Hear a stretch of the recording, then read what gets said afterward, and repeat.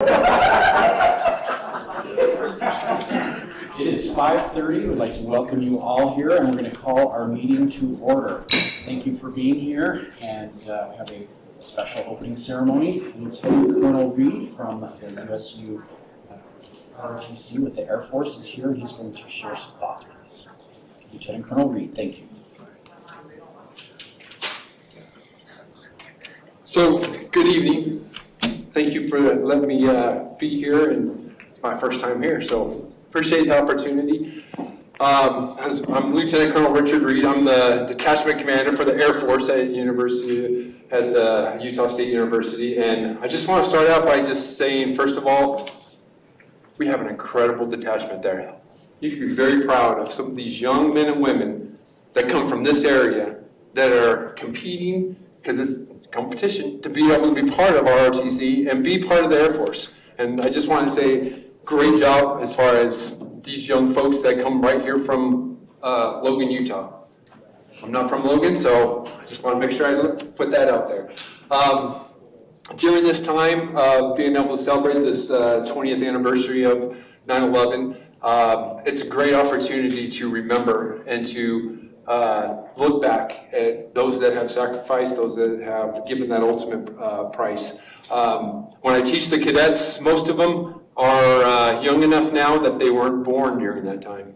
And so it's an honor and a privilege for myself as an instructor to be able to teach them about that, help them understand what the country went through and was going through during that time. I was just a lieutenant in the Air Force. I was going through my initial training, so I was pretty young too, but we're all in this to be able to serve. And that's where I wanted to emphasize is that service that these young folks are doing. I've served my time. I've been able to deploy as I got a little bit older in the Air Force. I've been in the conflict over there in Afghanistan and Iraq, and these young folks will have that opportunity to serve our great country here in the United States.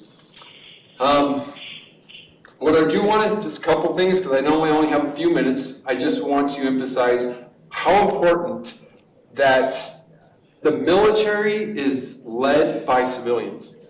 A lot of people don't realize that. It's in the Constitution. I teach the cadets that when you are in the service in the military, it starts at the civilian level, all the way up to the President of the United States, that gives us those orders.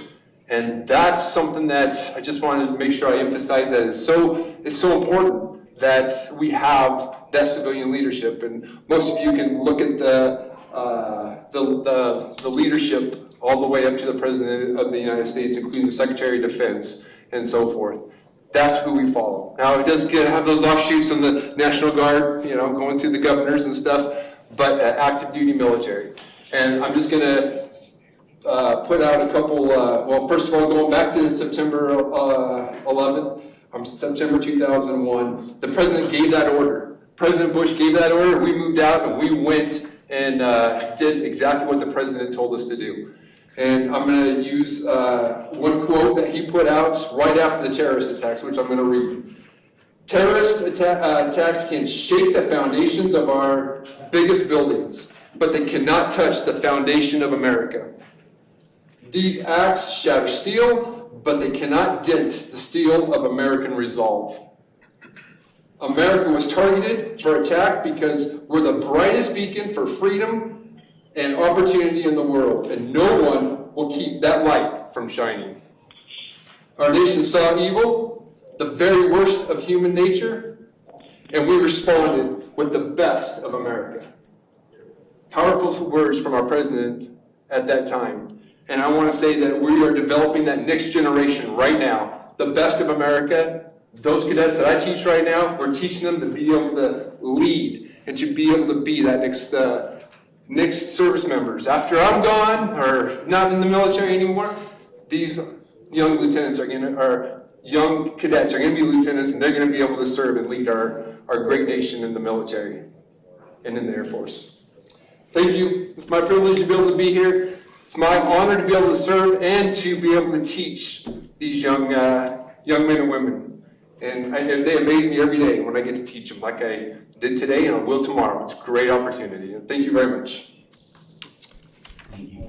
And Mark, could I just add that on Friday, if anyone would like to join us out on the plaza at 9 a.m., our police and fire departments will be hosting a 15-minute flag ceremony in honor of those public servants who went in at 9/11, and some of them gave their lives but served us. So anyone that would like to join us for that event on Friday, so a day early at 9 a.m. on the plaza out front, is welcome to come. Thank you, Lieutenant Colonel Reed. Thank you. If you'll please stand and join us in the Pledge of Allegiance, I will lead us in the Pledge of Allegiance.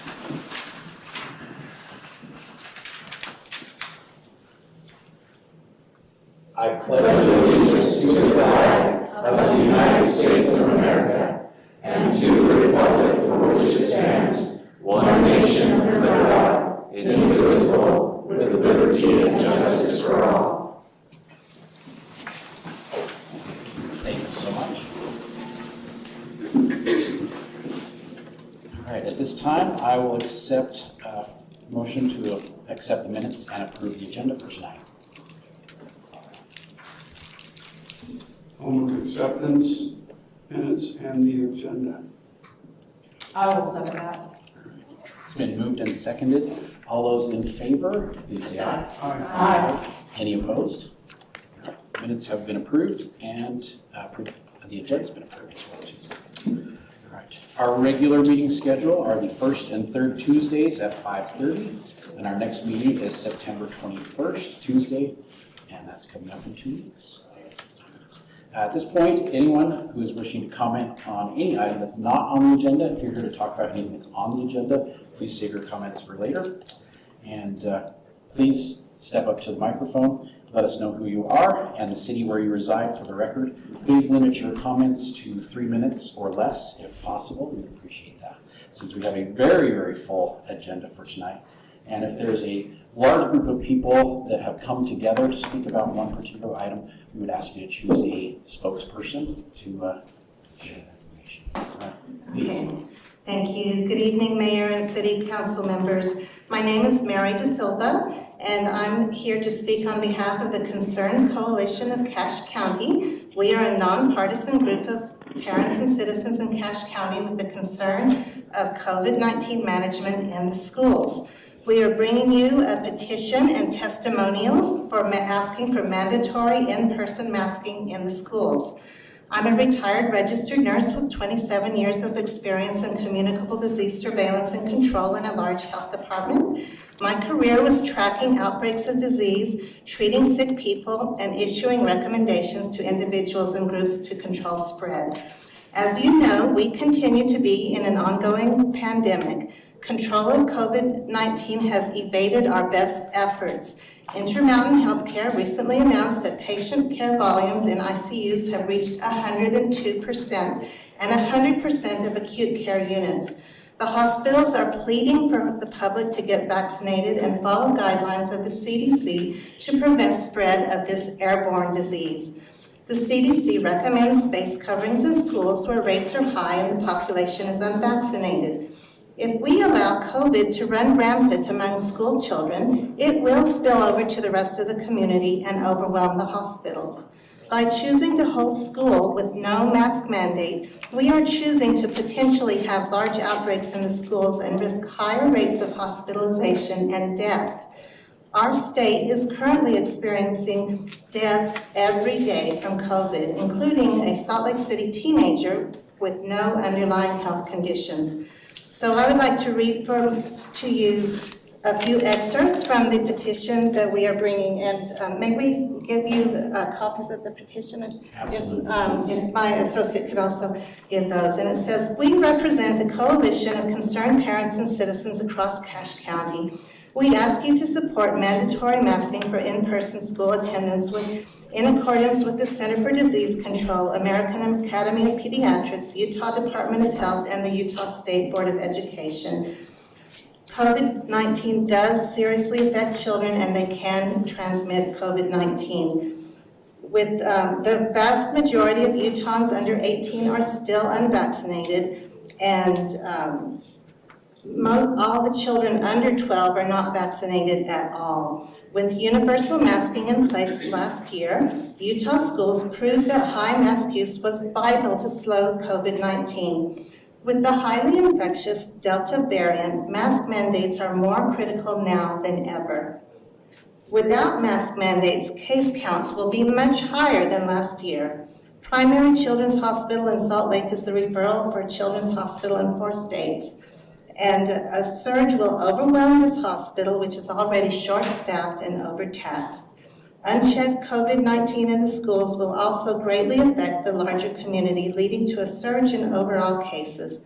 Community public health must prevail. In your leadership position, you are tasked with tremendous responsibility of protecting your constituents.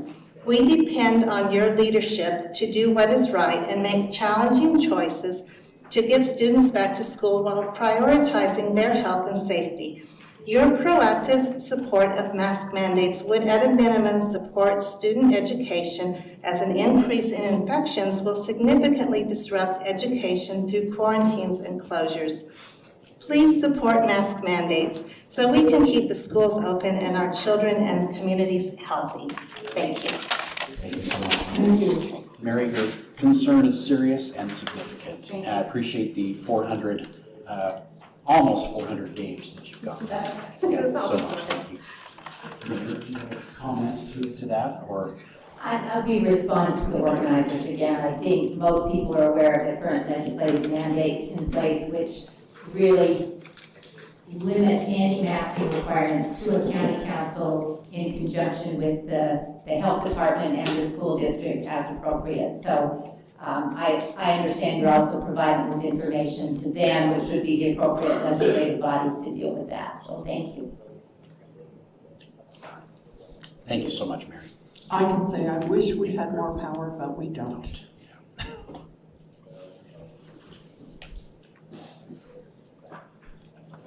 If there's anyone else, yes, now's your opportunity.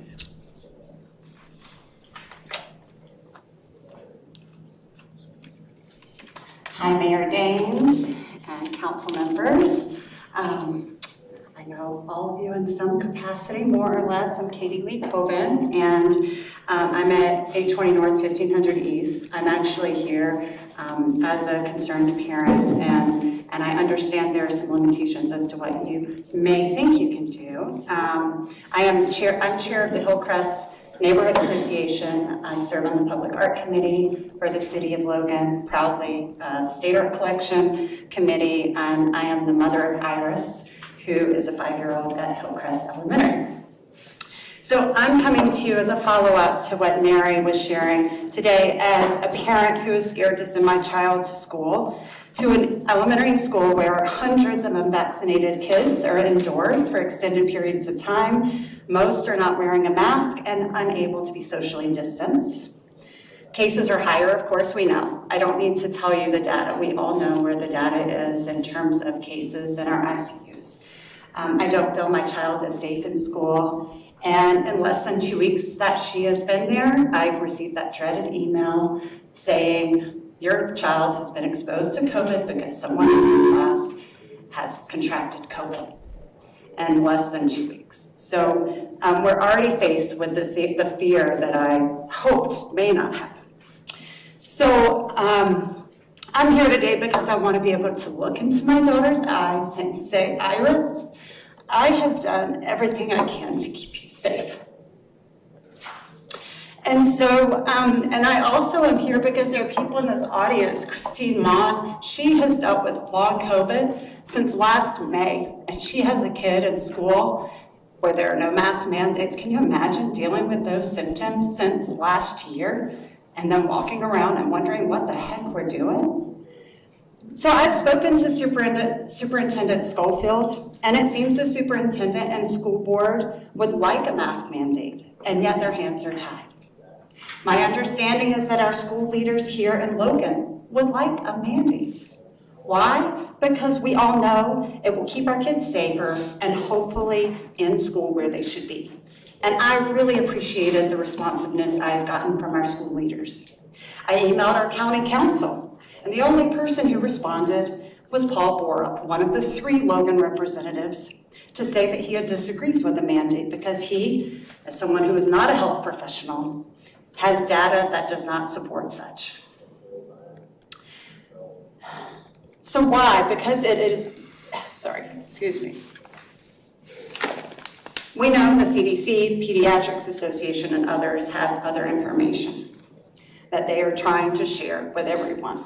So of course, our state legislators assumed our county folks would listen to health professionals and our health department, and we know that this is not the case. In fact, I was told that our health department director, Jeff Mathis, will not put forth a mandate because he knows it'll be rejected and it will be overturned, and he cannot submit a request for a mandate more than once based on how the legislation is written. So our health professionals right now feel their hands are tied. I emailed Representative Dan Johnson and Senator Chris Wilson. Representative Johnson supports local control where school leaders and health professionals should have the authority to make these decisions. Senator Wilson believes the legislation is appropriate in terms of how it was written. So he does not agree with our health professionals and our local skilled leaders having the appropriate power to make those decisions. And so my question to Senator Wilson is, I guess he would put his own health and the trust of our county council. Would you? I realize your jurisdiction and power may be limited in this matter, and maybe you're wondering why I'm coming and taking up your time during this meeting when you have a lot of important things I know on the agenda. I'm asking you as leaders to do the following, and right now I'm hoping maybe you'll take some notes and consider the things I'm requesting you to do and pick up your pencil and pen, or maybe you have a really good memory, better than mine. Please make your voices heard to our county council and to our state legislators and to our health department, the people who have the power. Let them know as leaders of Logan City what you believe and what you think in terms of keeping our kids safe in schools. You have a voice, and they will listen to you, I hope. Ask maybe why masks aren't being required on our school buses, even though there's a federal law in place where they should be. Please share your concerns with our superintendent. Consider what else you can do that I'm not even thinking about as leaders in this community. Please be proactive, as we are trying to be, and don't wait until the situation, it's already scary, it's already unfortunate, and we can't just sit and hope that it passes. Your voice matters, and kids like mine in elementary school don't have that option for a vaccination. So thank you so much for your consideration and for your leadership. Thank you, Katie.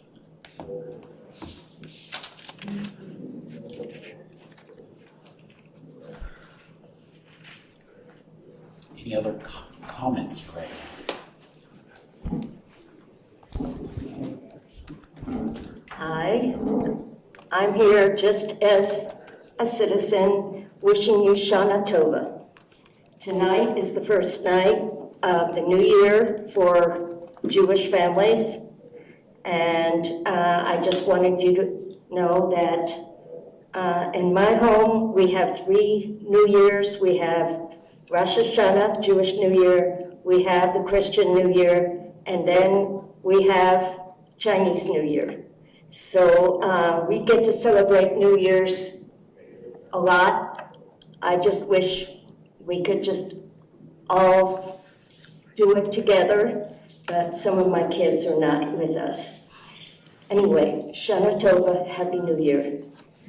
Happy New Year. Thank you. Thank you.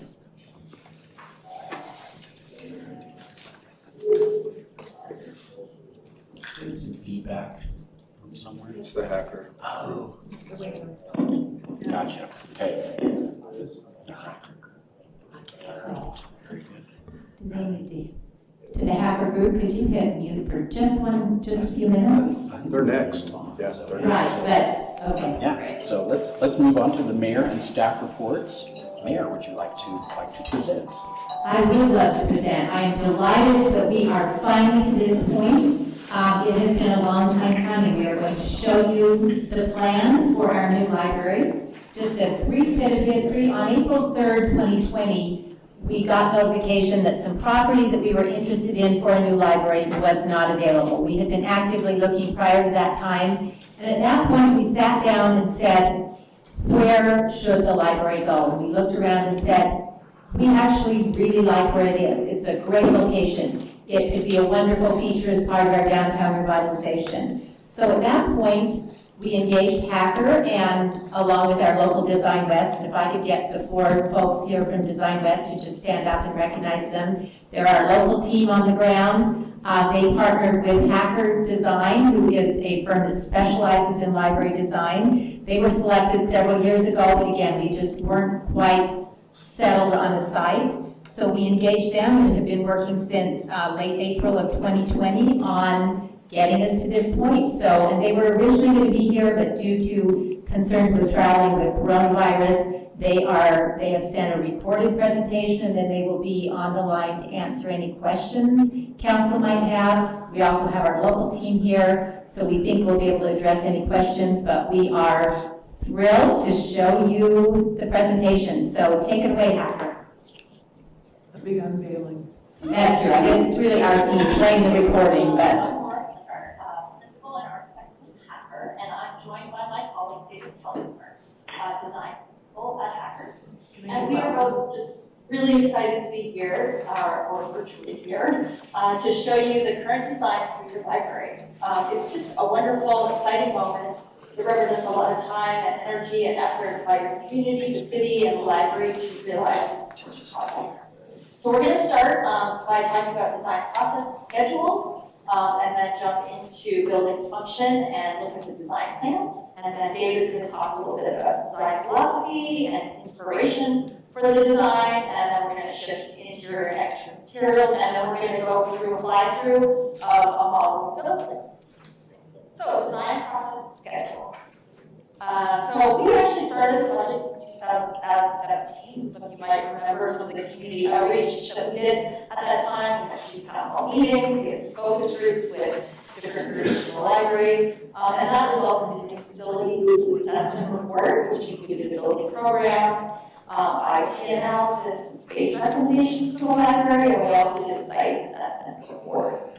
And then we went on hold, and the project came back to our happiness in November of 2020, and we started design back up again. We looked at the program and made some adjustments as things have changed since 2017. And then we went through the schematic design process, working closely with our CMGC contractor, Logan, and Design West in Logan, and the city and library. We got a cost estimate at the end of that phase, we had client review, and then we kicked into the design development phase, which we are here about to wrap up. And really the design development phase is really about designing all the spaces and systems and ensuring they're all coordinated and create a real functioning and beautiful whole. And then in this phase, we're also selecting all materials to finish both interior and exterior. And then that's the drawings will get priced and reviewed again, and then we'll kick into construction documents, which is really figuring out the details of the building, how it's all constructed. And then we're hoping to start construction sometime in the spring of next year, and then about a year, 14 months of construction, so library opening in spring of 2023. At the beginning of the design, we worked with the city library to create a vision statement for the project, and that was to create a place that's welcoming, flexible, inspiring, and cost-effective, which really enriches the connection between people in our community, and really to make a destination for Logan that enhances the civic center and promotes activity along Main Street. This is a building program, so this is all the spaces that are in the library, and it resulted after our editing into about a 25,000 square foot library. And our goal is really to design it in a really efficient way to maximize every square inch of the library and use of all these spaces. And I'll turn it over to David. Laura. So we just want to share a little bit of the background that got us to you today and the design that we're going to share with you at the end of this presentation. We looked at a lot of different ways that the building can sit on site, and working with the community, we landed on this approach where we did a 2-story library on Main Street so that we could make it create a really prominent presence for the library. It also helps to kind of screen the cell tower that is in the police parking lot from view. And it also, by rotating the building 90 degrees to where it currently sits, it allows us to get the narrow width of the building to connect from Main Street into this interior plaza, and that'll make it, as you'll see when we're sharing plans, a lot easier for the library staff to be able to help people coming and going. It also allows us to create a really great connection for that outdoor space in the middle of the site out to Main Street to invite people in. We also looked at ways, once we knew that we were looking at a 3-story library, that we looked at a bunch of ways that we could array a different program into that. And the one that was definitely preferred was to have children on the ground floor for easy access with strollers and that kind of thing. And adults and teens on the second level, and then all adult space up on the ground. We also acknowledged early in design there's a real difference in floor levels from a really active and buzzing kind of ground floor that would also be really public and active, all the way up to the top floor that would be quieter and more introspective. And we saw the whole building program kind of sorted out into those different zones. We also saw the ground floor is really being connected to the street, connected to the park in really active ways. Whereas as you go up to the second floor of the building, it's more about views out over the city. And then by the third floor, it's really about views out and connection to the broader landscape. And then that's how our program is described. Sort out adults on top, teens and adults at level 2, and community engaged spaces on level 1. Okay, we're talking a little bit about building functioning and getting into the plans. David, you want to talk about the site plan? Oh, yeah, sure. So one of the things you can see here is that with the library now located over there on Main Street, you see we've been able to reconfigure the police parking lot to ensure that they keep all the parking spaces that they need, while also getting good service access to the library along the west side. We've also created there along the south end of the library a nice grove of trees and landscape and drop-off that help connect Main Street into the inner part of the site. That drop-off is a one-way drop-off that allows you to kind of pull in and pull through. Which works great also for drop from your car. And then we created a plaza that's tree lined and will be a really great place for events that could be extensions from library programming or anything else the community wants to do there. And you can see we've actually created one kind of continuous landscape that helps you all the way from Main Street to the front door of City Hall. Go to the next one. And as I mentioned before, this allows you to get your entrances very close together, coming from the internal part of the site and Main Street being able to arrive really at the same place. And most importantly, probably for a lot of people, is talking about parking. We have reconfigured the City Hall parking lot, as well as the parking lot for the library, to go from previously 162 total spaces on the whole site, now up to 204 total spaces. So we added 42 stalls overall to what's available for parking on site. Okay, and now getting into each floor plan. So we'll start with the ground floor. As David said, the entries are situated so you can enter from the park side and the parking side, or you have your Main Street entry, which really follows the pattern of all the Main Street buildings that have their entry along Main Street. So you come into the building and there's this main lobby area shown in gray, and you have a service point for welcome desk, you can get information, there's lounge seating, there's a stairway that goes up to the second floor along the elevators, there's holds and self-check. It's really the active, bustling, busy area of the library. And then right to the south is our large community room here, which is dividable into two, about 85% seated meeting rooms, and they each have a little kitchenette and storage, or one large community space as one that you can have 160, 170 seated people, or probably up to about 300 standing. And it has a large glass optical partition wall, so if you have a large event, you can open it up and actually spill into that main lobby. Or when it's not being used, you can open those doors and it can be open for other library activities. Then as you move north, you've got your elevators, you've got the bathrooms that can service that community room, the main space, ground floor. Then the green space is all children's area, and the children's area has its own service point as you first come in the doors. It has staff for the youth services, and it has its own family-friendly bathroom associated with kids. And then, as I said, you come up the main stairs to the second floor or the elevators, and again, you have a point of service. You've got computers and kind of lounge area, then collection space, all adult collection. To the south, there's a open south terrace, and you'll see that in the 3D images David's going to present. And then along the adult space are a series of 3 small study rooms for about 4 people max, and then a larger conference room here. This gray area is staff space. And then at the end is the teen space, and it's got a glass wall, so it's specifically separated, so they can be noisy and not bother the folks out here in the adult space. And then we have the maker space room here, which is a little classroom that can be for different ways of making and different classes, and it's got a sink, and it's associated with the teen space, but also used by everybody in the library. And then also you've got bathrooms and stacked back the other half below. Then you come up out of the stair of the elevator to that 3rd floor, which is all adult space, so mix of collection and seating. It also has more study rooms, 2 more floors study rooms, and then a large conference room. And then it has a north terrace here.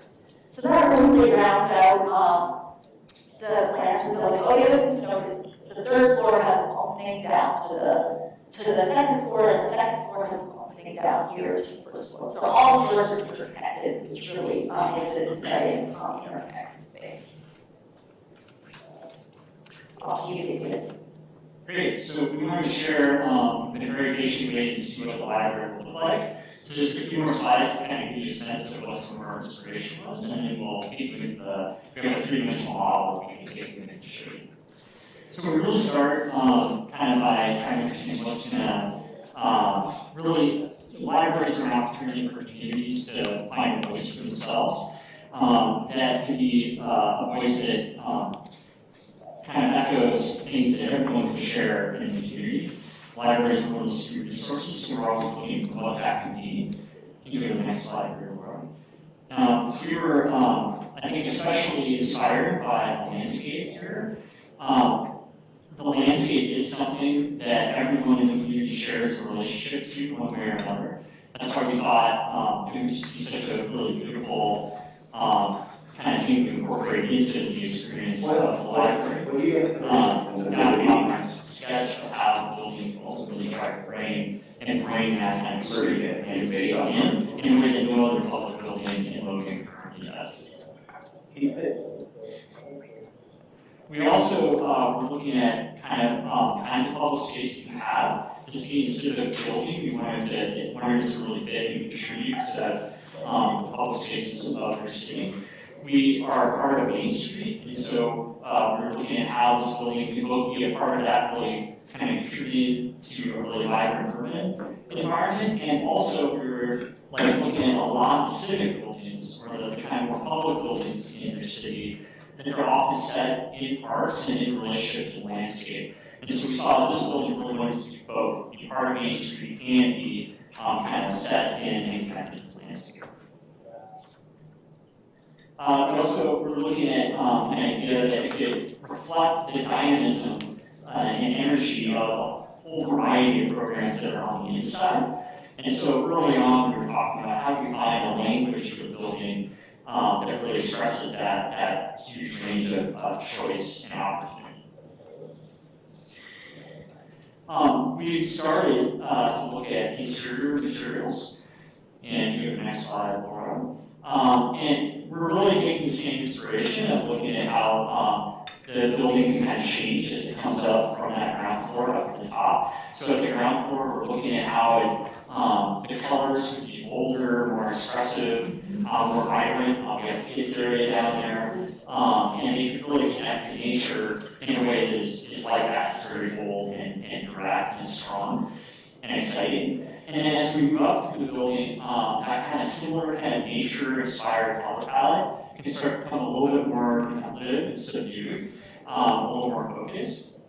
Again, kind of drawing on, the whole range of kind of color of Main Street and colors that we're finding in the landscape.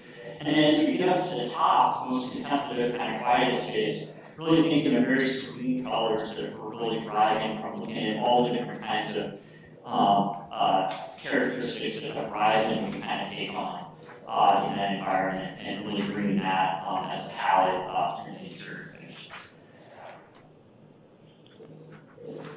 And then lastly, for the interior, we really focused a lot also on developing really great kid space. We are really approaching that as a place where kids can really engage in not just with their minds, but also with their bodies. Kind of get their wheels out so they can focus and be with their parent or with someone telling a story. And really thinking about how we can almost look at the land as the children's room as some kind of landscape and landform in the park. Even though it's inside, create things that really invite movement and discovery. And that can even be, create small spaces that are just kid size, lounge. Really unique spatial things that happen where they can kind of crawl underneath and between the bookshelves. And we've even done this in some other libraries that you should provide a little awareness to the adult where they kind of get into the kid space that only they can get through. So it's just things like that that will celebrate that kid space. And then for the exterior materials, we really found, again, inspiration when we were looking at Main Street and really seeing, you have a huge variety of Main Street buildings that is the predominant kind of character of the older part of Main Street, which I think everyone really loves. And we're also trying to connect it to landscapes, so we're trying to do both of those things. And so we've been looking at ways, if we go to the next one, Laura, actually, there are some buildings in town that are very directly reflective of the natural landscape around you. Here, in this case, the cliffs on the left, kind of stone that you find in the hills, actually literally being quarried based on more historic buildings in your town. And so, in your city, so one of the things we did is we're actually looking for, we don't want to look at old buildings, we want to feel really modern too. So, we actually identified a brick that has a lot of character to it, that has kind of light shadow base of it, that you get with stone. But it also, the clay itself has kind of iridescence and really reflects the light beautifully, which you see in the bottom right image. On a building where that brick has been used, where we designed to have that brick. And then on the bottom left, it's just a rendering, so it's not doing a great job of the kind of light reflectivity, but it shows that having that kind of darker, more neutral color brick will be a really fantastic backdrop for foliage and for the landscape around it, and be a really kind of timeless expression for the library. And with that, I'm going to share my screen and we can take on fly through. Oh, we can close all this there. Sorry about that. Great. Okay, so we built a model of the design as it is today, and I'm going to take you on a little fly through to help you understand how all those things that we just talked about are coming into play. So this is a view of the new library from the corner of 300 North and Main Street. And there you can see on the top that terrace that's on top of that two-story corner of the building. That's giving a good kind of presence there on the corner. You're seeing the kids' room down below and the teen space there looking out.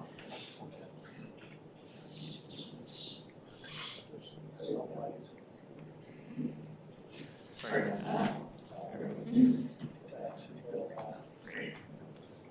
Yeah. Okay. And then north to the front door, we created the whole pattern of the facade is derived from the desire to create really gracious, broad openings for patrons and for anyone riding by. To go by and really see all the kind of vitality at the ground level happening. So this is that main central space that Laura described.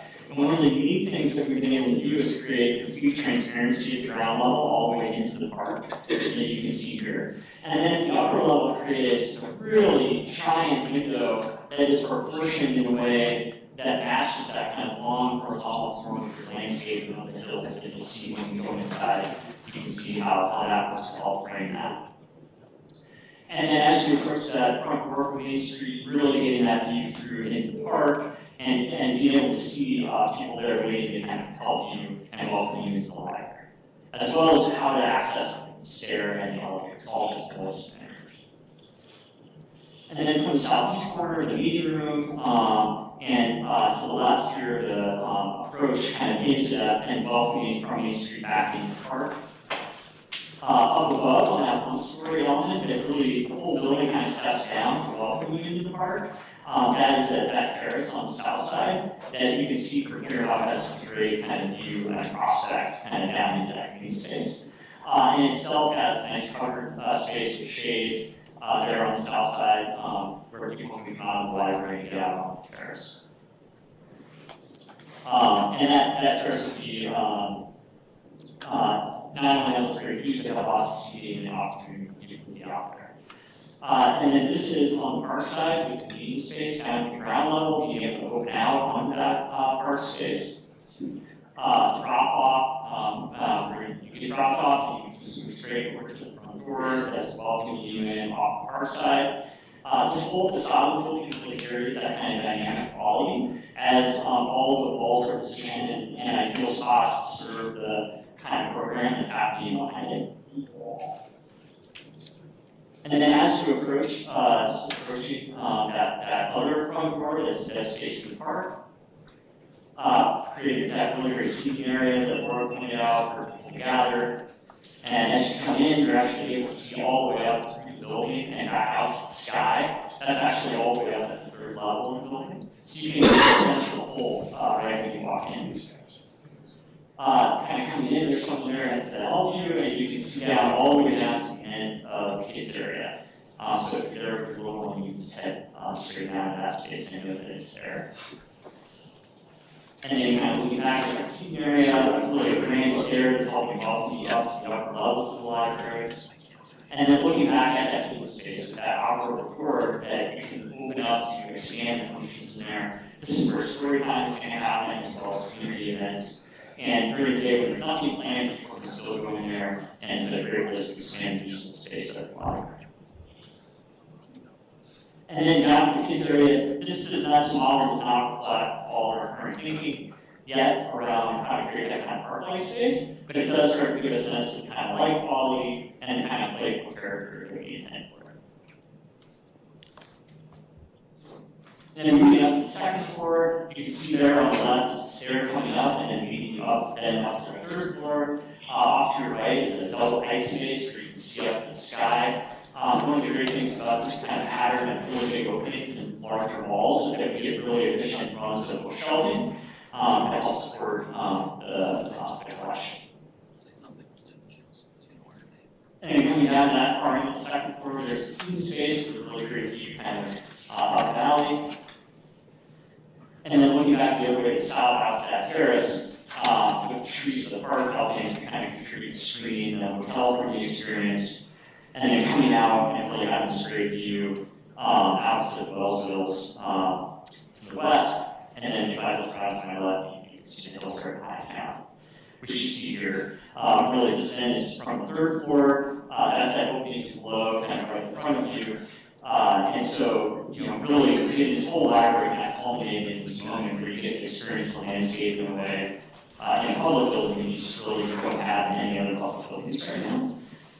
And then looking out and up valley to the north, and out at the north terrace at the adult level. So we see both of these terraces, which are a product of trying to get the massing of the building and the the kind of program to distribute where it wants to go. It results in this really great scenario where each one of the terraces is able to have its own kind of character. The lower one might be more energetic and quieter. Oh. And, let's see, sorry folks, taking you for a ride here. Sorry, here we go, and that's it. So that's where we're at with the design of the library, and we really look forward to a discussion with you about it. And Laura and I, even though we pre-recorded this, we are here on the phone now and taking your questions.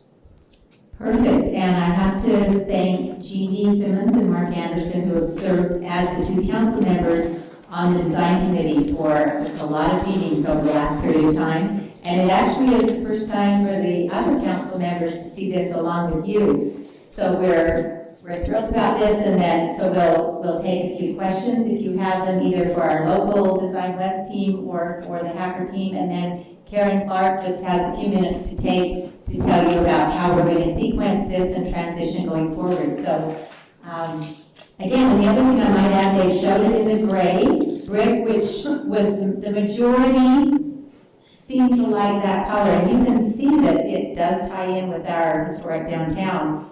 Also, a buff or a red brick would also be very historic, and we've seen versions of the renderings in those colors as well. So we're not entirely set in stone, so to speak, but that seems to be the direction that we're going. Is the stone. Yeah, like I said, Jeannie and Mark both liked it. So, like I said, it looks like that's the direction we're going.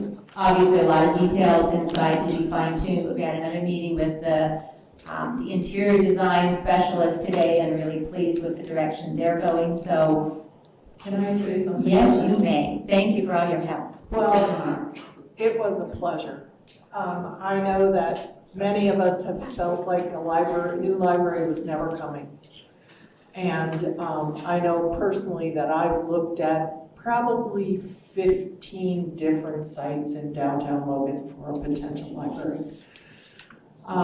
It has been an absolute pleasure to work with Hacker and the local design team. We've done all of it online. It's all been on Zoom. They have responded to our requests, to our questions, to our concerns. I believe that the design that we've presented, they presented to you tonight, represents an amazing, I'm so excited. It's an amazing building. He did kind of do the fly-through that we got to see that shows you that on every floor of that library, you will have views in all four directions. So it will not only be a place of learning and engagement, it'll be a place you just want to go and sit. So I'm really excited, and I think that it has elements of our historic downtown, but it also brings sort of a new page to the opportunities for a public building. And they didn't talk too much about the color scheme of the 3 floors. It was probably the coolest thing I've ever experienced. And it was because when you go in the building, you will have a sense that it is changing as it goes up. And it's becoming more of the air or more of the tops of the mountains. And so you will sort of leave that streetscape both in color and in feeling and in reality. So I'm thrilled, and I just can't say enough wonderful about it, and I want it to be great. Couldn't agree more. That's all you're gonna say? That's all. I'm not gonna add anything to it. It's been a great process working with Hacker and our builders. You guys have been amazing. Thank you for listening to what the committee had to say, and what the community had to say as well too, and making that work for us. So thank you so much. So other council members, do you have questions for the Hacker team? Well, my question is, I wasn't on the committee, but I was involved with library opportunities going way back. And first of all, if Hacker's still on the line, but you can take this message. I think it was a great presentation. It was good. It was Well, Jeannie's was better. Jeannie's was long. I think that this will be a great opportunity for Logan.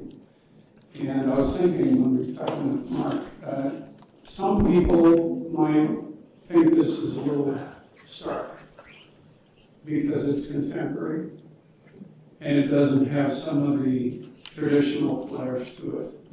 But I think as people learn to explore this building, that they will find a lot of joy, just first of all, in the views and the explore that, they say, the exposure to the mountains, but also to the internal spaces that are there. Children will find this a fun place to go.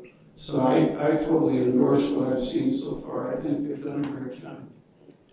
I'm just really sad to go to see them where sitting through many meetings, wondering if it's going to come through, technically sort of stuck into the people involved, and I'm excited to see it move forward, and I'm excited that the way we're going to pay for it is already set as well too, which I think is an important point that hasn't been addressed yet. That's true, and back when, before we launched into the design, Council did agree on the funding mechanism and how to move forward, and we'll actually, the design was already appropriated, and we'll appropriate the construction funds later on tonight. So, Ernesto, any comments before we? Well, no, I just wanted to add, after serving for many years in the Latino Advisory Council for the library, seeing this beautiful design, it's these plans coming to fruition. I think it finally feels real because I've been hearing about it for many years. So. Thank you. Well, and again, the local team will also be in charge of the landscape architecture design. Kenny's who's here. So again, we'll continue to fine tune. But Hacker, I think you did such a great job, Laura and David, with the presentation that I don't think there are any questions. So we will let you drop off the call. Thank you for your work and continuing going forward, and then have Karen talk about how we will transition and what will happen during the 14 months that we will tear down the building and rebuild a new library on that spot. So Mayor, I do believe it's important to note that we felt it was, we have always been committed to having local participation in this process. So Hacker, because of their extensive experience in designing libraries, helped us with the design. Once that design is finalized, they will turn it over to a local architectural firm who will manage the process of building the libraries. So we will have feet on the ground at all points in time. So it should be very smooth.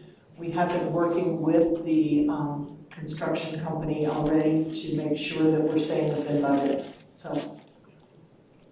Well, thank you. And like you said, it's been a great process to work with Hacker and Design West as we've gone through this process. And now it's time that we get to sacrifice a little bit while the library is under construction. We're going to actually move to a temporary location. It'll be at the Logan Service Center at 950 West, 600 North. And this location does not allow for a browsing location, but instead we'll have a pick it up curbside option for patrons to pick up their items as they placed on hold. One of the big things we learned of during COVID is that we could serve all of our patrons just inside the library by reaching out. And that is what we're going to be doing. We plan to do a lot more outreach because now we can actually go out to the schools, we can go out to the park, we can go we've been out to our Sunshine Terrace and to Terrace Grove, we've been out to our community presenting story times, bringing things out to them, and that will increase. We'll have a lot more of that, as well as our databases and our online presence has increased several times over. We've increased our online books, our online videos, online audiobooks, so that's going to help a lot. So unfortunately, we won't be able to have patrons come into the library, but we will be able to bring things to them. To prepare for the move to the temporary location, we have a tentative timeline that we are thinking as if the construction stays the same as what it's supposed to do now, is that in December of 2021, we're going to actually close to the public and pack our collection. Now, part of our collection will be in storage for the entire time that we're meeting at the library, or that we are under construction, and we won't have access to it. But some of our collection will be available. We haven't determined how much yet. I know everyone wants to help pack the library, but please note that only library staff can pack the library. We have specific ways of doing this, of packing and unpacking, because we have specific ways of putting it. So thank you for your help in advance, but we're not going to take any help during that time. December is actually one of the slowest months at the library, so that actually works out really well. In January, we will be moving the library to the service center, and then we will also be having a surplus sale of all the furniture and other things that we have available at the library that we won't be taking with us. And then we'll be opening in the temporary location as soon as possible. I have February, but we're hoping maybe sooner, I don't know. I've never packed a library and opened it again, so we're all new at this, we'll figure it out. And in February is the demolition of the existing library. I already have my hammer ready. And then in March of 2022, the construction begins. And then 14 months later, in the spring of 2023, we're gonna open in a brand new library. And we'll have to close again for approximately a month while we move in and get everything settled and get everything ready for you. And then we're so excited. We will be doing a donation program as well. We want the community to be involved in our library and to know that we appreciate them. But we're going to need help creating some of the things we won't need in our makerspace, and we're going to need for some of the fun things in our children's area, and maybe some furnishings and other things that are inside, electronics, things like that. Our meeting rooms are going to be phenomenal, and people are going to really enjoy having a place to meet. It's going to be a great community center. So I'm really excited about it. It's going to happen in the next 5 years. People keep saying, it's always going to happen in 5 years, and this time it's true. Thank you, and thank you so much. So you're going to miss being in the basement, the 3 separate basements, and fix their air conditioning and heating. Yes. I mean, you're going to have so much more time to actually do your job since you're not going to be able to job. I won't know what to do with myself, I know. Well, and I want to say for the people who might be listening in or watching us on YouTube that indeed we would sincerely appreciate any kind of donations that people are willing to make, financial donations, because we have paid for the library, yes, but there are so many opportunities for us to make it even better. And if the community would join with us in that effort, that would be phenomenal. Because then when the celebration is, it's all of our celebration. So. Thank you. And one final note, we're having a big final party for the library this Saturday. September 11th is our Hispanic Heritage Festival. We'll be there from 4 to 8 p.m. We're going to have dancing, food trucks, lots of things going on. The library will be open. It'll be a great time. We'll enjoy it in our old facility, and then remember in a couple years we'll enjoy it in our new facility. Thank you. Thank you so much, Karen. Another quick thing I'll mention is we looked at what do you do with all the books during the interim construction period. I mean, as we looked at pods to rent, they need to be climate controlled. I mean, we were looking at $100,000 of storage costs. So Mike Miller, our facilities person, helped us come up with a very creative solution. You may not know that under this building, when it used to be like the police building, there was a bay, and so there are about 10 parking spaces, which the executive staff in this building uses.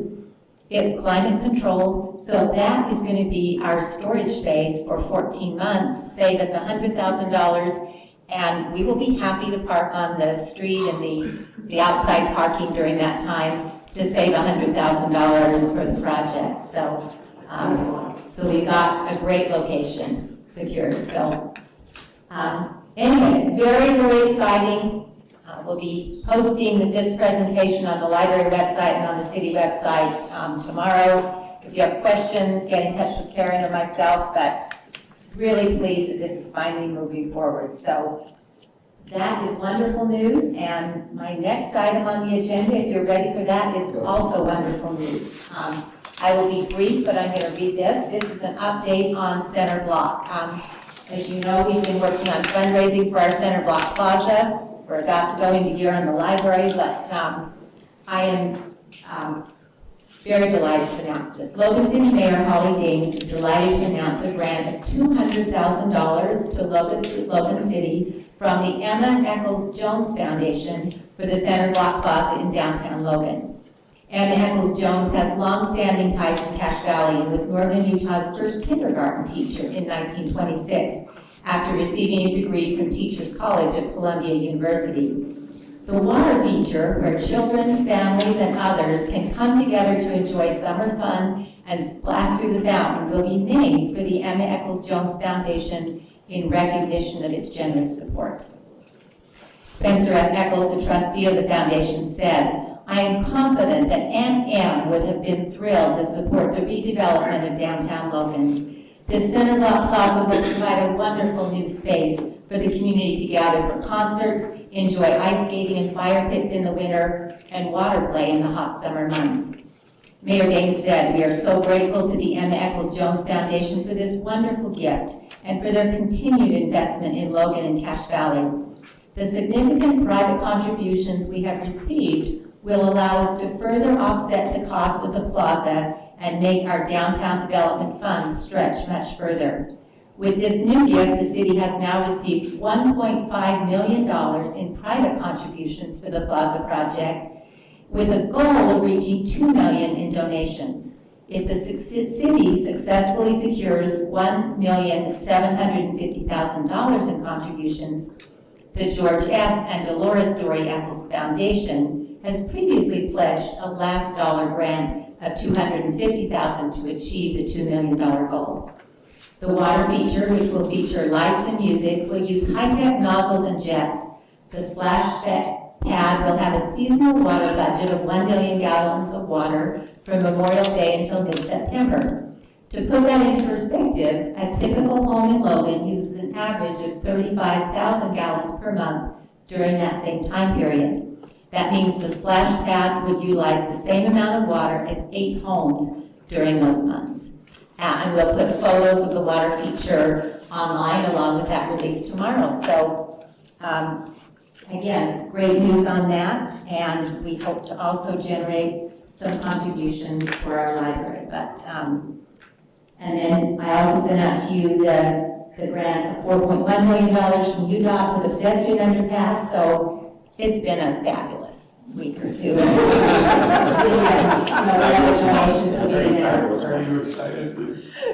I'm thrilled, and I appreciate your support as we move forward, because you ultimately fund the projects, and we come with a budget, but we realize your participation, and I feel like we work well together, and I greatly appreciate that. So, thank you.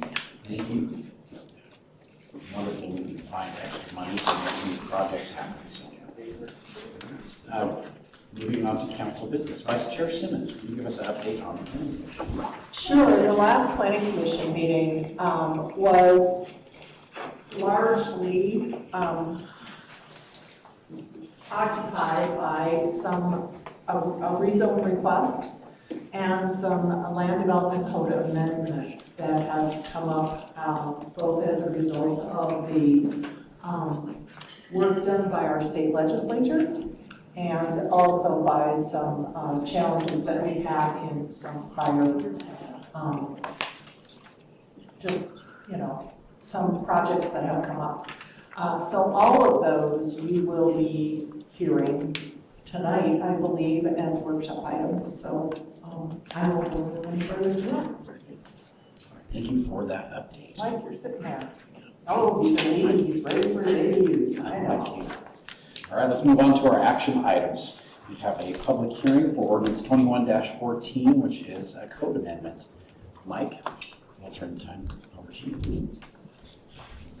Okay, how do we get this lead screen here?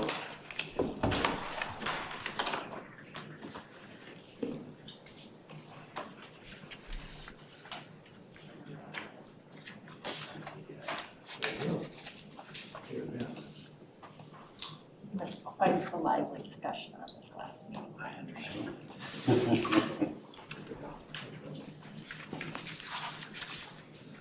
Okay, we're going to just give you a brief overview of the accessory dwelling unit discussion, and this is a public hearing. This is ordinance 21-14, and just as a background, Utah State Legislature passed House Bill 82, mandated internal accessory dwelling units effective as of October 1st of this year. So we need to get something done this month so that we don't just have a citywide ADU requirement.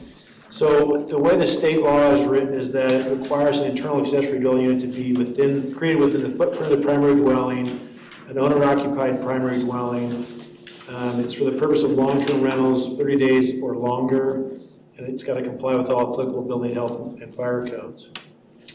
The language that came through allows a college town or university town to limit where ADUs can go on, where they can go in the city, and you have to allow them in at least 33% of our land that's zoned for residential uses, so that equates to approximately 1,436 acres in Logan that's residentially zoned that you have to allow for ADUs. So the Planning Commission looked at the proposed code language that's in your packet. They also looked at 6 different approaches for locating ADUs. What they recommended was approval of the language, and then their recommendation on the location was citywide, but draw an exclusion buffer around the Utah State campus. I won't go through this. I'm assuming you've all read this. I can cover it if you'd like, but this is the language that was forwarded to you.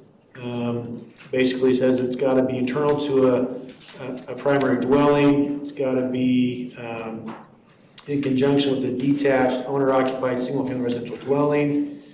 It can't be a non-owner occupied single-family dwelling. Can't be in any other housing type, so no townhomes, duplexes, apartments, things like that. No detached accessory dwelling units. Comply with all building, health, and fire codes.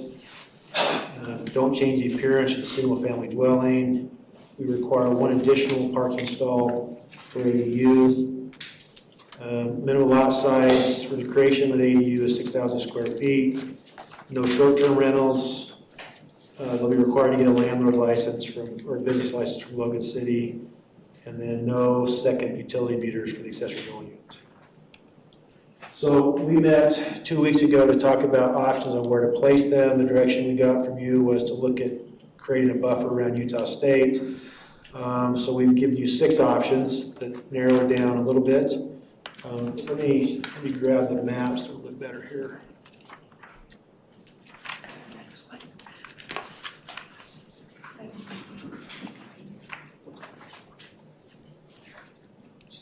Okay, let's see. So the first map is, again, we looked at citywide, and the eligibility on this is right here. It's got to be on a lot greater than 6,000 square feet in size. It's got to be a detached single-family dwelling and owner-occupied.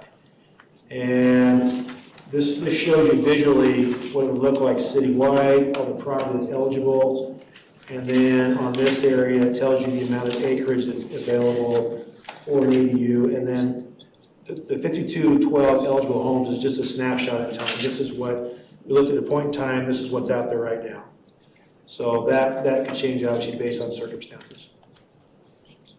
The second approach is we call a small USU buffer, and this measures approximately 3/4 of a mile from Old Main Tower. It shows you so we had to draw it basically to a road or a feature so that we could describe it when we just put together an overlay, and basically it's everything that's zoned residentially in Logan City, excluding this area around Utah State. So we went from 200 east, 1400 north, 16th east, along the river down to 3rd south.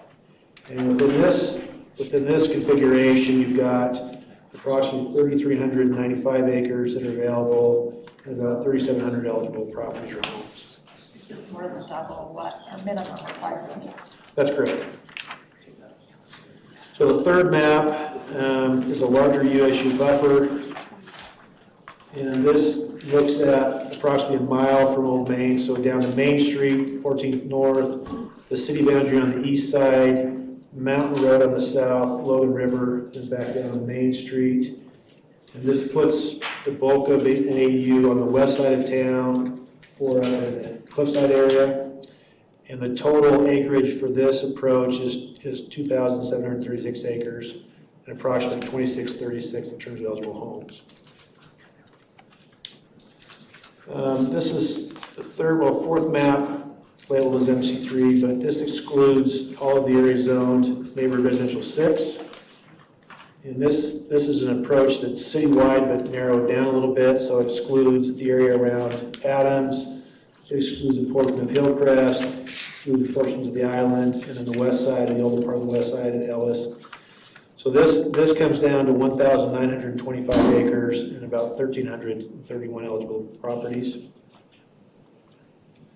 And then the last one is, we have this originally proposed the Planning Commission, we narrowed it down a little bit. This is an approach based on employment and transit. So Main Street and 10th West employment corridors.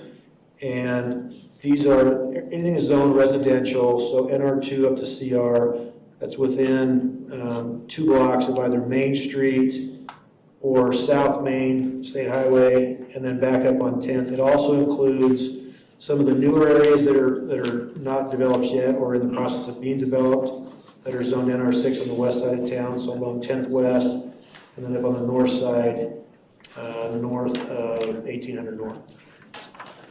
Those are the 5 options that we've mapped out, and this one would provide use on 1,805 acres, still over our minimum. So I'd be happy to answer your questions at this point. So from the planning department's perspective, can you maybe outline the top pro and a negative for each one of these maps? Like, as you put them together, what the perception of our staff was in terms of the why this and the why not that, maybe for each one of those maps? Sure. So the first map, the citywide map, is probably the fairest across the city. It applies to everybody. And then you use the kind of the eligibility criteria to allow you to get there. So do you have enough land area, 6,000 square feet? Are you an owner-occupied, single-family, detached residential dwelling? And then this is easy for us to administer because it's pretty much anywhere. As long as you meet these criteria, then we can license you. The cons obviously are it's a shotgun approach. It covers the entire city. We don't know if this is a good thing or a bad thing yet. We believe there are some goods and some bads, and it just depends on the neighborhood where it's going to go. This takes no unique perspective given an area like Adams, for example, which has been dealing with kids or students. This doesn't take that into consideration. This also applies to the most properties, and again, it's the fairest when you look at just that approach. The small buffer takes out Adams on the west side, where their ratio owner occupancy to rental is generally 60%. Well, citywide is 60-40, 60 rental, 40% owner occupancy. In many portions of Adams, it's much higher. Some smaller neighborhoods, sub-neighborhoods are a little bit less than that, but they obviously would feel the greatest pinch, so this took them out. It also excludes a portion of Hillcrest, the area that's immediately adjacent to the campus.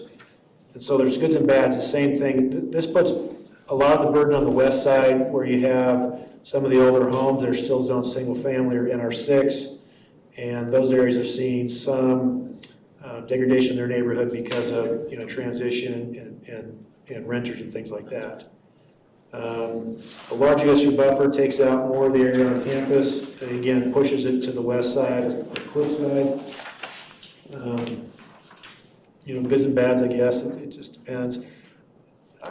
Personally, I think the excluding NR6 is probably the safest way to go. It puts it into those areas that, for example, an MR12 or an MR20 that already has multifamily dwelling in it. So by putting an ADU on an existing single-family lot next to a multifamily, it's not like you're not going to expect some change at some point. So at least in that case, you're not expecting a lot of change. But it does open up the area up in Hillcrest and then also Cliffside to these, again, if you can meet the eligibility criteria. From a planning perspective, an ADU tries to get housing availability, as we talked last time, not necessarily housing affordability or availability. This one is a good one in the sense that it puts folks who may need that type of housing near employment or near transit. So in this case, if you had an ADU along Main Street and First East or First West, then at least you have the access to transit and to employment. It also puts it in areas that are newly being developed, so there it's not a surprise. You'll know that your neighbor's gonna have an ADU because they can do it. Whereas when you put it into an existing neighborhood, then you buy into that neighborhood not knowing that your neighbor's gonna have an ADU, so it's a little bit of a surprise there. So there's goods and bads in all of them. I mean, it just depends on what your perception is. Our recommendation is to start small. If it's good, then expand it. If it's bad, don't expand it. That's the best I got for you. Any other questions for Mike? We asked a lot of them last time. I understand. I missed all the fun and excitement. Questions, regardless of whichever route we went, what would be the mechanism for someone to, if they fall outside of the area where they're allowed, to either appeal or to, what is the process for them to try to get an ADU if they're outside of the area? Well, if they're outside the area, they'd have to apply, either amend the code so it changes the language that would include whatever property they're on, or amend the zoning map to include that area that they're within. So for example, if they're citywide would apply to everybody as long as they can meet the criteria. If you're in an area that's a small USU buffer and you live, say on 6th East and you want an ADU, you need to go through the legislative process to change the maps to include that area. Or change the code to include that area. So go through planning commission? Planning commission, then you guys. Okay. Any other questions? I'm sure we'll have some more somewhere. So. All right, this is a public hearing, so this is your opportunity to voice your opinion. Just by raise of hand, who is here to speak towards this? How many people? 1, 2, 3, 4, 5. So we have quite a few. Okay, if you would please limit your comments to 3 minutes or less, since we have a lot of people that would like to speak tonight, that would be great. Please come up and state your name and let us know where you live as well too, and lead time. Yeah, do you want to give the 1-minute warning that we've done in the past? Yes, that would be wonderful. I'll do the 3 and you do the 1. Yes, please let us know where you live and who you are, and this is very important to a lot of people, and we would like to hear what you have to say, so thank you so much for coming, and fire away. I'll be much shorter than 3 minutes. So my name is Bert Lamborn. I live in Logan in the Adams neighborhood. So a couple of things. First, I applaud the state legislature for recognizing there's a housing issue and they're trying to address it. And I can see that ADUs, when you look at the rules and stuff, you can see, oh, that might be a good idea. And I think, it, like Mike said, it could be a good or bad depending on the neighborhood where it's applied. I just don't think it'll work in Adams. We've tried ADUs in the past. We're already fighting illegal duplexes and over-occupancy. One specific property that was an ADU, the owner sold, the new owner then assumes it's a duplex, operates it as such, then that becomes an enforcement hassle for us as neighbors, for the city, then and the owner for that matter, so then he applied for a grandfathering, which thankfully was denied. But anyway, you can see the enforcement hassles that this generates. So bottom line is it's not going to be effective at mitigating the housing issue that the state is trying to solve by using ADUs.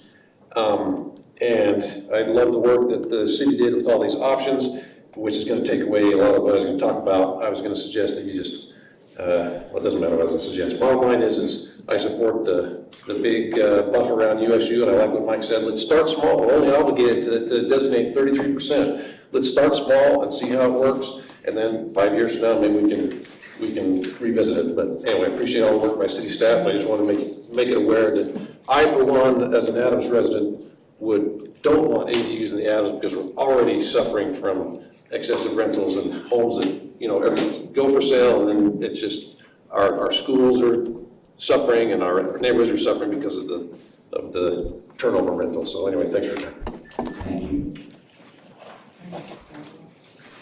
Yes, and please don't forget to sign in if you speak to, so we don't.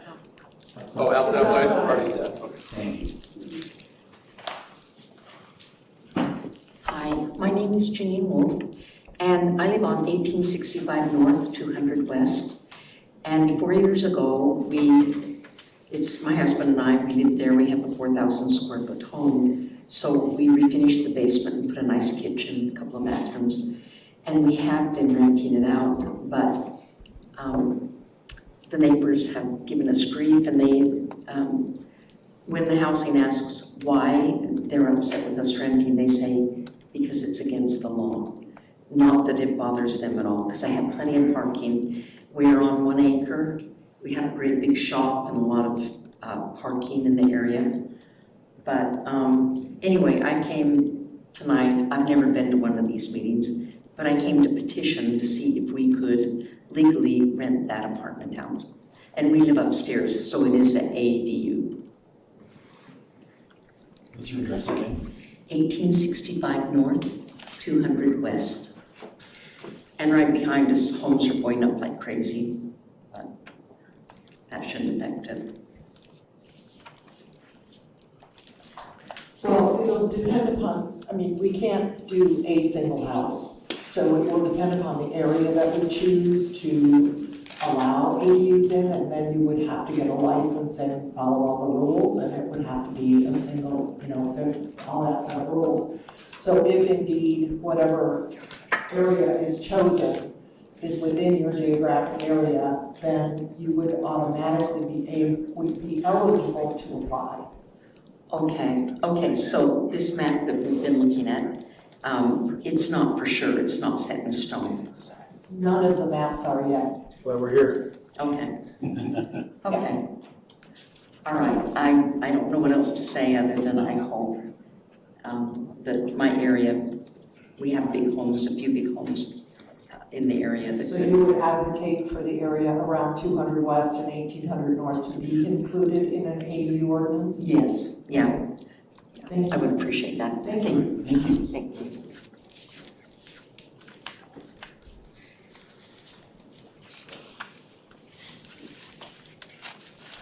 My name is Mary Sharp, and I live in the buffer zone just east of campus on Maple Drive.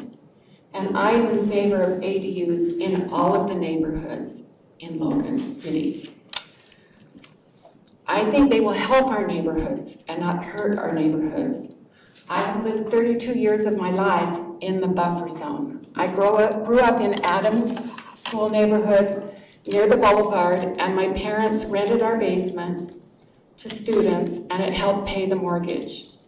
Neighbors and families all around the neighborhood and homeowners did the same. And it didn't change the character of our neighborhood, but gave good housing to students that needed to attend Utah State.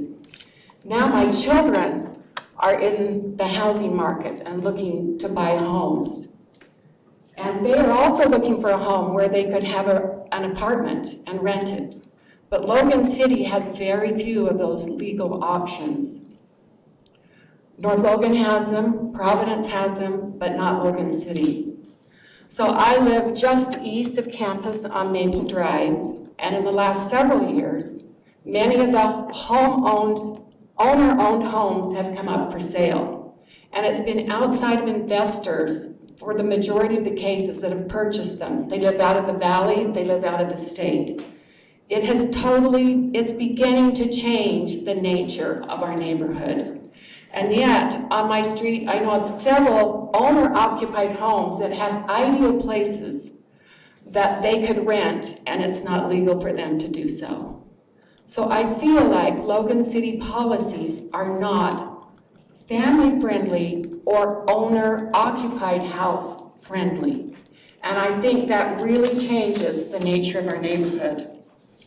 Most of our valley and most of our state will be able to legally have AWDs, and homeowners that live in their home will have the freedom of choice.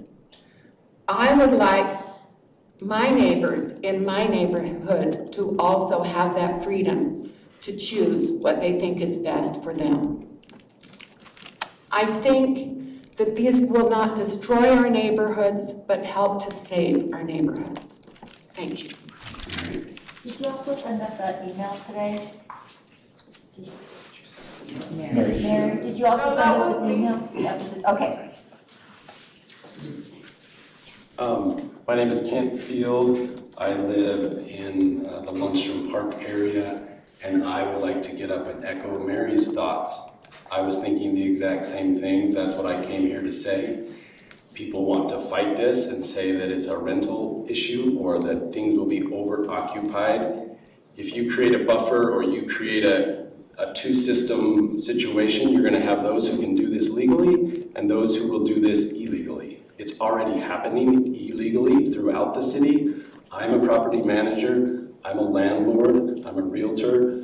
I try very hard to follow the current zoning laws and occupancy laws, but as I watch Facebook classified ads and other areas where people can advertise their basement for rent, it is happening citywide. Do you want people to continue to do this illegally, or would you like to give them an avenue where they can find ways to do this legally? I also agree that this gives opportunities for these neighborhoods that people who run for city council always preach. I'm running in support of these core neighborhoods, but I see no changes in these core neighborhoods when these people get elected. You do nothing to encourage homeowner to continue to occupy those properties. The rental numbers keep going up, and everybody thinks, oh, I'm a landlord, I'm in favor of that. No, I want these neighborhoods to be strong because I own properties in those areas. I want the values to continue to stay strong. But if you never do anything different to change the opportunities of the homeowners in those neighborhoods, nothing will ever change. If people can rent out their basement, earn extra income, maybe they're more likely to stay longer in that property. Instead of move away, keep the property, turn it into a rental, and go buy a house in North Logan where they can legally rent out their basement and have even more income. Thank you. You had another minute, but. That works. Thank you, Kent. Hey, I'm Keegan Garrity. I live in the Woodruff neighborhood. I'll echo what Kent and Mary had to say. As I talk to people in the city about growth, it seems like the things that people are concerned about the most with growth have to do with parking, traffic, air quality, and affordable housing. And I feel like if we put the ADUs next to USU, which as I understand is the largest employer in Logan, as well as where a lot of people go to school, that can facilitate an opportunity to get housing that maybe is cheaper, not only cheaper, but can also be better. I happen to be in that situation. When I went to school, I've lived in 5 of the 6 neighborhoods, so I feel like I have a good handle on the character of the neighborhoods. And when I lived there, it was nice to be able to live with people who actually lived in that area. They were elderly, and I feel like they provided mentorship opportunities to me. They introduced me to the neighbors. I felt like I was more part of the community instead of just there for a temporary time. The other thing is if we segregate the neighborhoods, as Mike can probably attest, the certain areas have a high percentage of owner-occupied. For example, the Hillcrest and Wilson neighborhoods have a high percentage of owner-occupied housing there. And a lot of times what you see is the areas that are higher owner-occupied percentages, they tend to vote more, they tend to have less turnover with the school district, and a multitude of other things that come with that stability. And I think if we mix it up a little bit better, that'll create a better dynamic for our city. Thanks. Thank you, Keegan.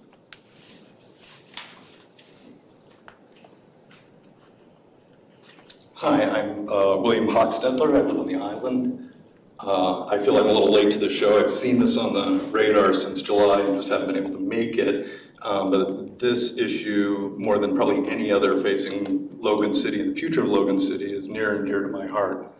I've been in the real estate business. I'm a real estate broker in town. I've been doing this for about 20 years. I've lived on the west side when it was multifamily medium, and now I live in the island. And I read through the sort of the findings from July, and I think that we entirely missed the mark here in what this expresses, that somehow we're solving a home affordability problem And that home affordability problem that we're solving is for homeowners, not for tenants. There's, in the next year, if you look around, if you drive around town, there's no shortage of attached housing in 4-story high buildings going up by the hundreds around town. What we're not seeing is owner occupants going into the distressed areas of Adams and buying a house that hasn't been updated since 1984 and has been run, roughshod by college students. If I'm a family, if I'm a young couple that wants to come in and invest in that neighborhood, I can't afford 2,700 square feet for $400,000 that needs another $150,000 worth of work. What the ADU does is more similar to what happened in the island over the last 10 years. I mean, compare the trajectory of Adams to the island in the last 10 years, and I think many people would agree that the island is a success story. And that's because the housing stock, same age, older, but it's smaller, right? People are looking for a smaller footprint. People are looking to come into these cute bungalows in the island that were all rentals 15 years ago, and come in and spend $50,000, $70,000 or what it takes to make them cute, enjoy the pride of home ownership, and do that. What can I do in Adams when the homes are much larger, right? How am I going to come in and invest that same sort of energy in a neighborhood that was built in the 40s and 50s primarily instead of the turn of the century, and then come in there when all I want, all I need to raise my family or start my family, when I have the energy and the time and can swing a hammer, is 12, 15, 1,600 square feet, right? So what this should do, I would suggest that what Adams needs most is the ADUs, where there can be young energy coming in, taking up 2/3 of the building, and then investing in that, and then having it and increasing the owner occupancy in these neighborhoods,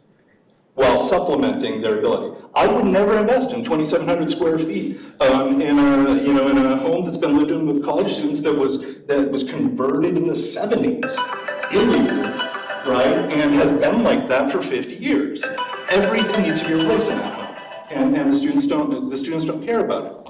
But if it was only the 1,600 feet that I need, or there's some financial calculus that encourages me to do that and bring it up to code and spend that extra money, then that would be something that I think a lot of young families would undertake. And I would suggest that if we're looking to increase home ownership in some of these neighborhoods, which I think everybody would agree in, that makes better neighborhoods, it's been proven over and over again, and we're trying to increase density and not increase the impact on Logan City services, this is the cheapest way to do it, right?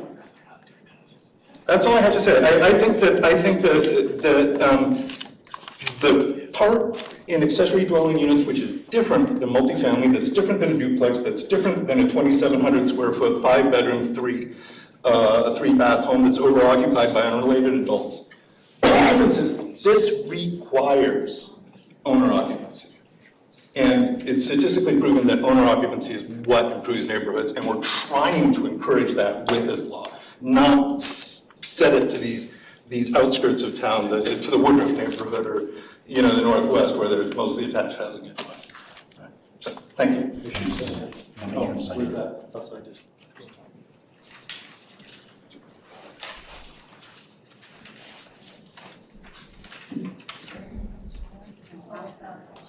This is a tough one. Hi, I'm Steve Sharp, and I'm married to Mary, so I live up in just east of the university. And I just want to emphasize one thing to echo what's been said, and that is that this, I believe, balances the rightful expectations of people who bought into single-family neighborhoods with the opportunity to increase affordable housing and also increase the owner occupancy. Mary's had experience all her life. My parents had apartments in their basement and so forth. These were wonderful neighborhoods to live in.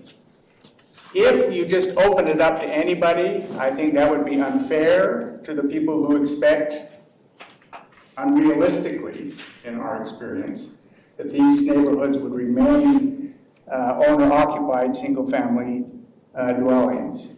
You're going to give them a chance, I think, to have vibrant neighborhoods by doing this. People can't afford, in this housing market, young people can't afford the mortgages on these places unless they can have some extra financial assistance. And it will not destroy the neighborhoods, in my view. It will really help the neighborhoods. The idea, I really applaud the city council for trying to save our traditional neighborhoods. I think the three unrelated thing has had unintended consequences. It hasn't worked as intended. I think this will actually get you closer to what you want. Thanks. Thank you, Steve.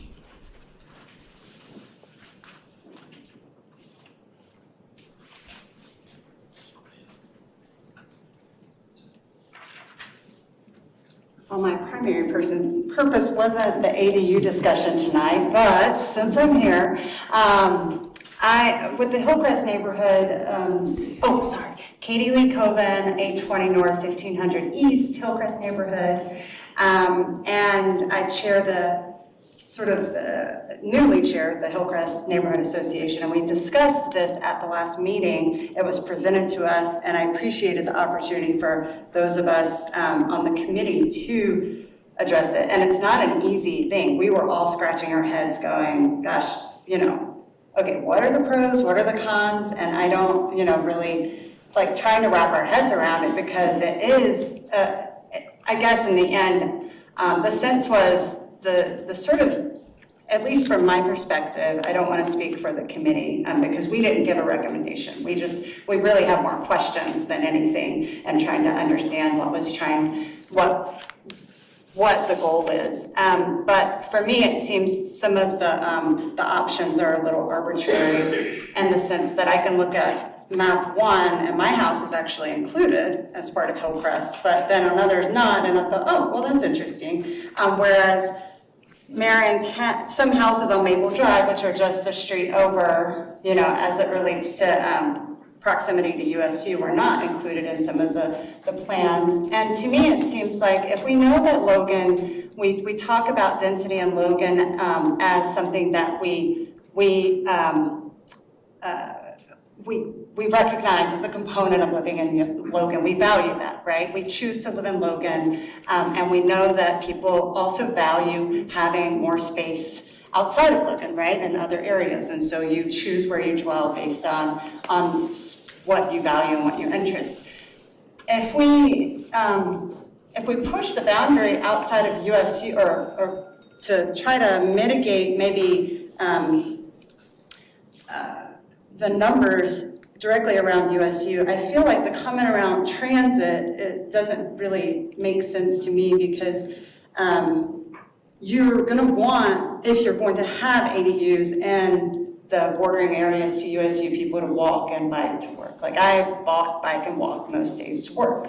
And so why would we, if we create a buffer, we may create more of a traffic issue for those, you might have more congestion broader outside of USU because you're pushing them out where they can't bike or walk. Furthermore, I feel like the transit system we have is quite good, and like even on my street, we have 2 bus stops. So that's not an issue either if you don't want to, you have something going through Hillcrest that is really easy access. So the other question I have, I don't really understand, but is how to enforce it, because it seems challenging. And so I guess the starting small my time is it's a difficult situation. You can finish. Oh, that's my one, okay. But it seems like, starting small or not thinking, I think I feel like the scenarios presented are a little arbitrary in terms of how they impact and how I interpret where they're impacting versus what the goals are. So, yeah, thanks. Thank you.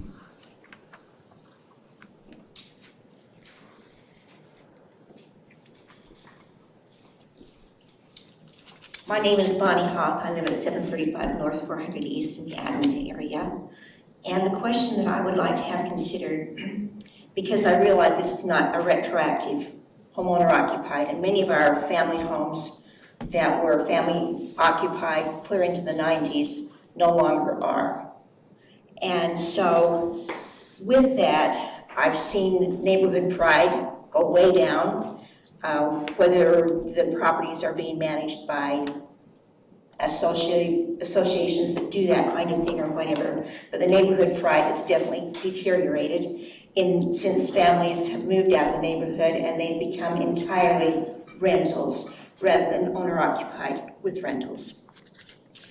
The thing I would really like to encourage is, even though line item of House Bill 82 states 1 parking space per unit, and in the Adams area specifically, I don't know how that can be increased from what's already there, but if this could be encouraged in the areas where that option for increased parking, because we have seen that 1 space per unit is entirely inadequate throughout the city, whether it be apartment buildings or whatever, that we would like to see this included in an area where at least 2 parking spaces per unit could be, even though that's not within the House bill, but where that could be included, preferably 3, if that's the kind of housing facility that's going to be there. So I think it would accommodate traffic, it would accommodate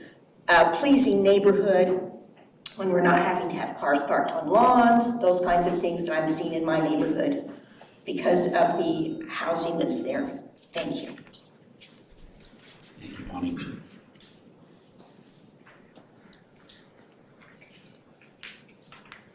Good evening. My name is Scott Stewart. I am here personally, but also representing as the chairman of the Adams neighborhood. We had a committee meeting last week and had a pretty good turnout. And although it wasn't universal, the general consensus was that if one of the options or an option could be instituted that gives the Adams neighborhood at least a reprieve from the implementation of ADUs. With any new process, there's always the unknowns and the possibility of unintended consequences. Most of those in attendance felt that the Adams neighborhood has been, for whatever reasons, unfavorably impacted by non-conforming multifamily conversion of single-family homes. And so most would like to see how it plays out elsewhere in the city. And so we would recommend, or I would recommend, the consideration of utilizing, of course, one of the smaller numbers, that 33%, and at least allowing Adams a little bit of time to see how it plays out in the rest of the city before it's implemented there. There are people in the Adams neighborhood who are in favor of having ADUs. It's not just we're against it, it's just that we want to see that enforcement is put into place to make sure that it works before it's implemented in an area that's already been really quite heavily impacted. And this is a question that really has to be addressed, but as I read through the state, the wording of the state ordinance, it's not an ordinance of the state, is it? It's the law. It appears that this was written for existing homes. What's going to happen in new construction? Is our ordinance going to address that? Or are we just going to take the things that have been put in place for existing homes and say that applies across the board to everything from here on out in Logan? Or could we make sure that our ordinance addresses new construction with the ADUs in it that includes more parking, so that that issue at least isn't one that continues to grow in the city, as we know that it's been such a problem. And then this, of course, is something that really goes hand in hand with it, but it's not specific to the ADUs, and that is we would encourage that the city be able to find a way to enhance the process for the enforcement now of the codes that are in place and the ordinances in the city for housing, because the Adams neighborhood, as you've heard, really has been impacted by illegal, non-conforming uses, and they continue. because the enforcement hasn't gotten rid of them. So, thank you. Thank you.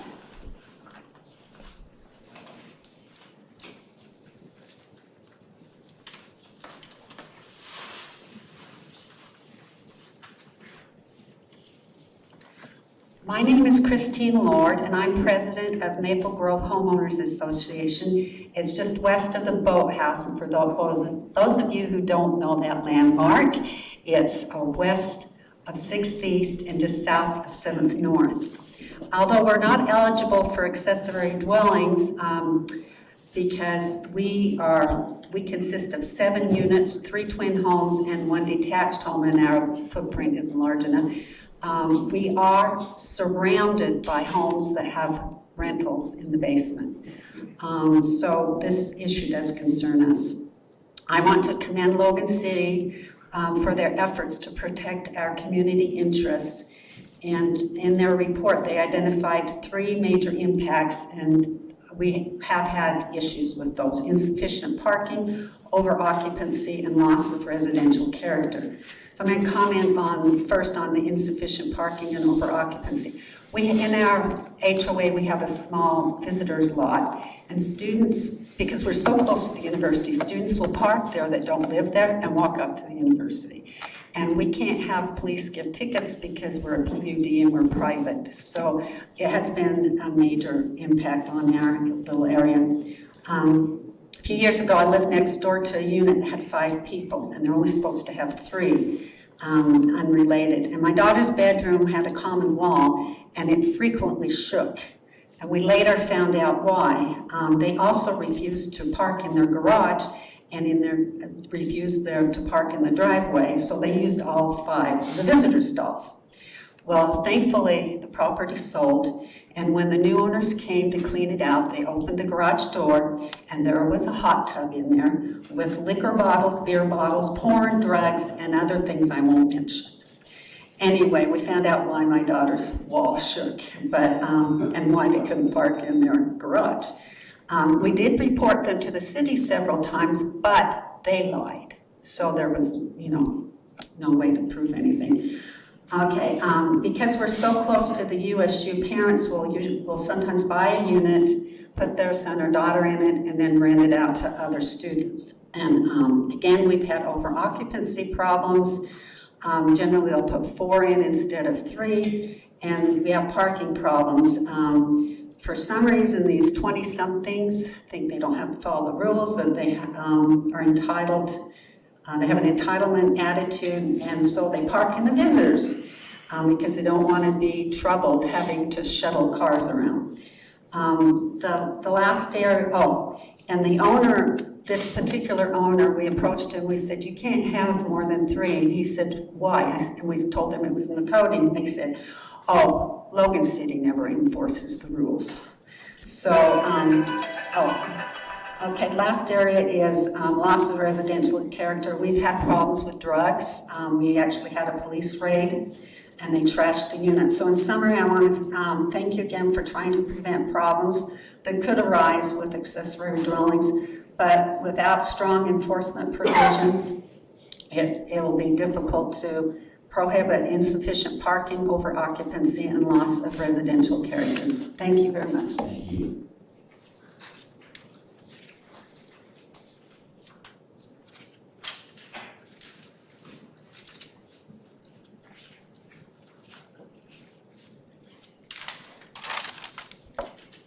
My name is Marilyn Griffin. I was going to come and say 1 sentence, but I think I'm going to say a few more. I want to ask all of you if you have seen this and if you've read it. This is the Adams Specific Plan. It took us 2 years to come up with this. We worked very hard with Russ Hawley. I don't know that we dotted every I and crossed every T, even though we worked on it for a long time. But there are some wonderful sentences in there about enhancing and securing Adams neighborhood. And I would encourage you to read it and to think about those things that have transpired over the few years since we have put this in.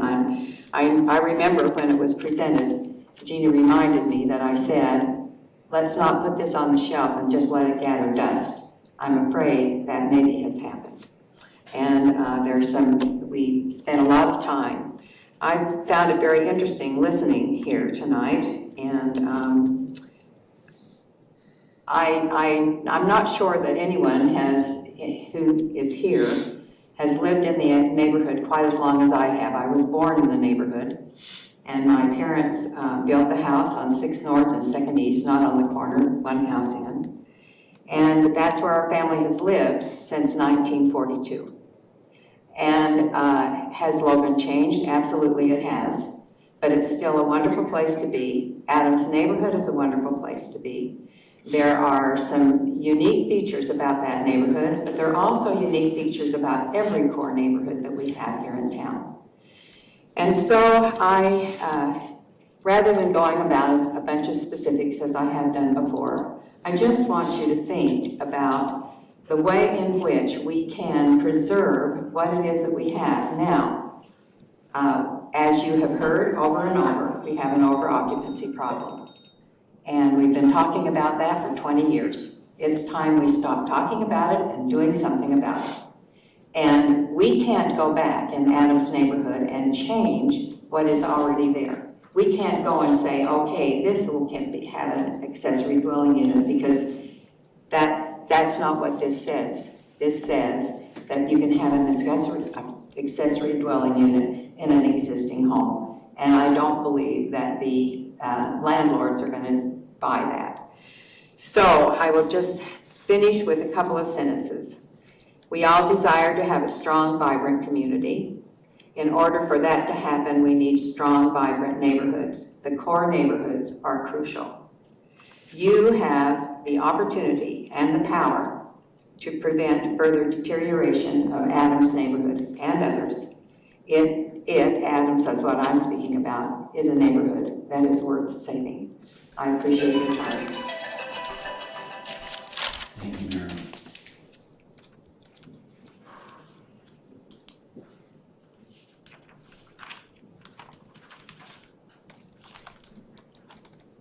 Anyone else? Thank you all for your comments. It's a very difficult decision for us to have to make, so. Can I ask a question? Are we ready for questions? I think so.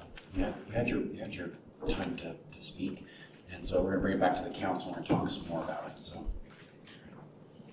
Let's bring it back to the council. Well, I'll speak first in terms of process. I do understand that we have scheduled 2 public hearings for this, so the opportunity exists for us to continue it for another 2 weeks. I asked Russ if he would pull some statistics for me about core neighborhoods. And in Ellis, there are 694 single-family structures, which is 1 structure, 1 unit. Of those 694, 501 of them show the owner address as that of the property address. And so that is, a little, it's more than half, obviously.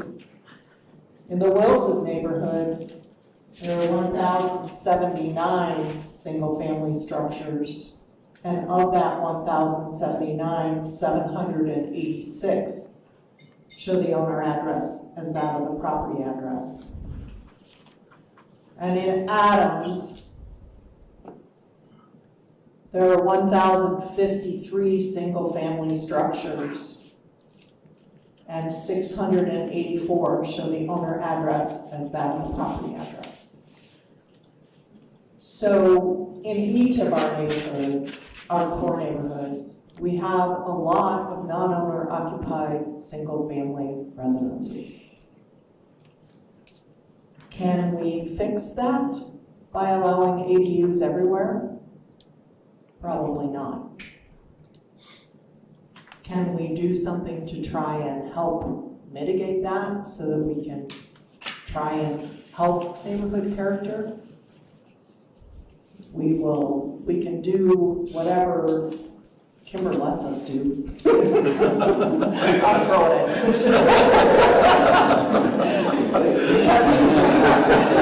Half the time, I want to do stuff, and he says, no, you can't do that. So, is it a hard question? Yes, it's a very difficult question, I find.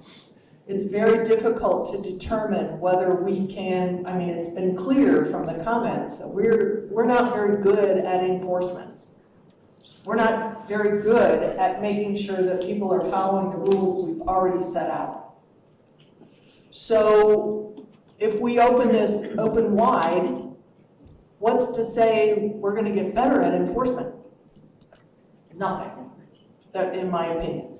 We have to figure out our enforcement, which would lead me personally at this point in time to want to start small and see how it goes and see if we can begin to fix the enforcement issues we already have.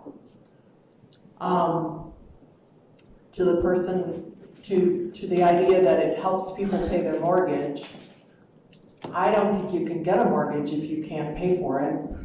And so I think that it's difficult for you to say that if you have ADUs, that'll help people pay the mortgage. Yes, it will, but they will have had to be able to do that to begin with in order to be in the house. And I do understand that it's very dynamic and it's very complicated. And we worked very hard to be able to limit it in the college towns so that we could begin to understand the impact that it's going to have on our core neighborhoods. So that's my 6 cents. It's inflated from 5.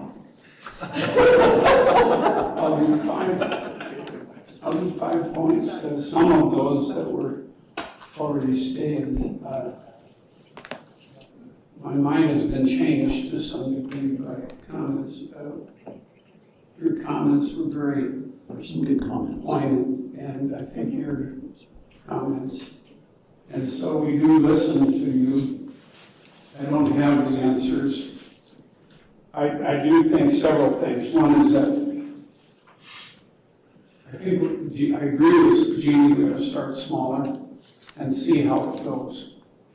We can always add it. We can add it anytime. I heard loud and clear when I was at Adams, enforce, enforce, enforce, and I know you don't want to hear that because we've heard it, but I don't know how you do it. But the neighborhoods are being destroyed by opportunists that don't care.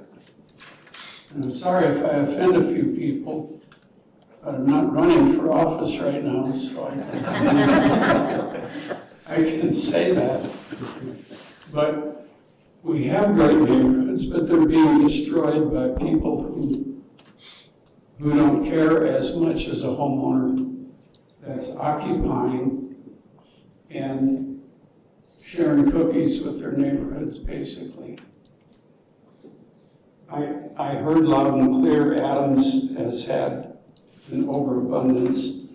I think to some degree Hillcrest, Wilson certainly, and Hillcrest is getting that. I was impressed with the comment, the last comment somebody made, this will not harm the neighborhoods, but will help them. And I'm intrigued by that comment. If there's it has to be a financial solution, it can't be a legal solution. A financial market solution that can help a person say, I want to buy a home near the core because we have a new library and we have great schools and I can walk to the island or other markets. And it makes financial sense because I can share the rent or the mortgage with somebody.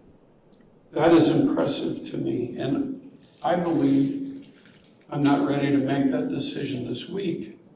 So I would like to go for the next meeting, and that's all. in my time to grow up.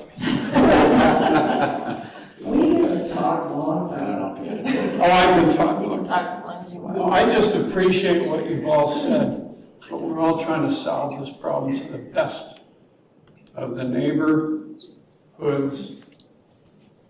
where the owners are occupying their structures. So I pulled out our moderate income housing plan that we passed a couple years ago to kind of look at that in conjunction with this and just what we had outlined as our goals and strategies towards affordable housing and neighborhood stabilization. And as I read through it, we did identify that we would target certain neighborhoods for code enforcement, rehabilitation, infill, and reestablishment of residential use through down payment assistance, education, and then we did start the plan where we allowed individuals to get matching funds from the city to improve their homes.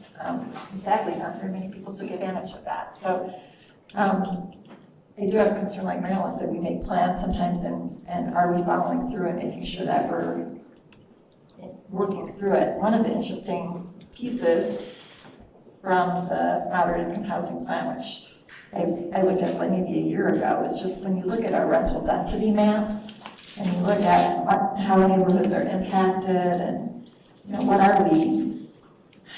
And it's a very complicated decision. I agree with Jeannie that the appeal of, oh yeah, a couple can buy a house and share the rent, but they have to qualify and they have to be able to convert it.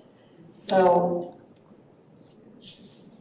it's not going to be an easy fix. It's not just, oh, there's a house, I can buy it and share the rent. That's not going to be possible unless it's an ADU, because otherwise they have more than 3 unrelated people in their house. You can't just move somebody into your basement unless it's officially an ADU and you're licensed. So the enforcement piece is something we really haven't clarified, we haven't set aside, and so I'm with that same thought, like to start small and make sure that we know what we're doing, that we're enforcing it well, that the parameters are set, and ultimately that we're educating our community on what's possible, what's allowable,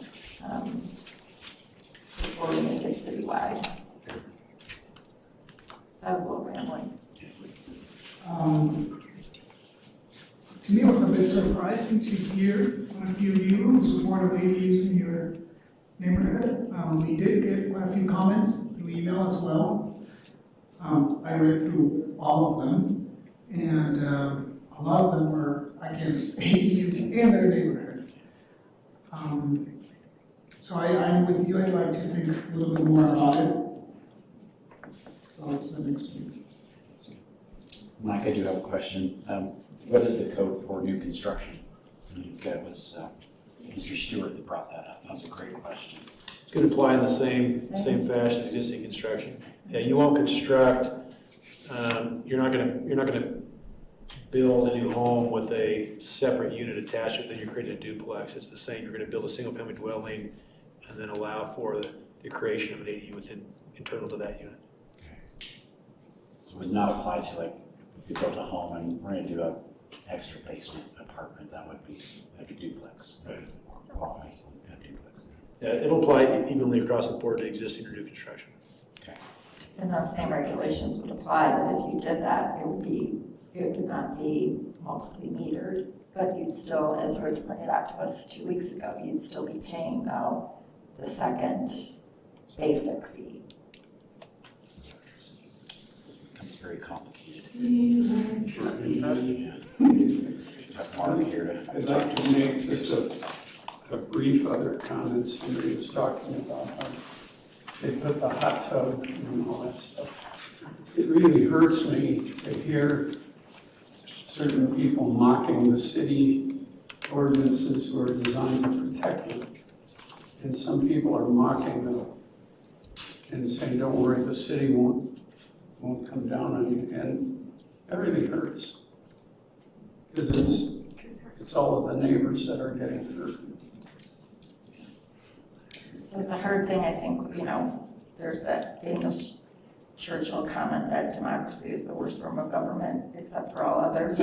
Zoning and ordinances are the worst form of land use control except for all others. And unfortunately, those are the only tools we have at our disposal. Are zoning and ordinances and overlays. And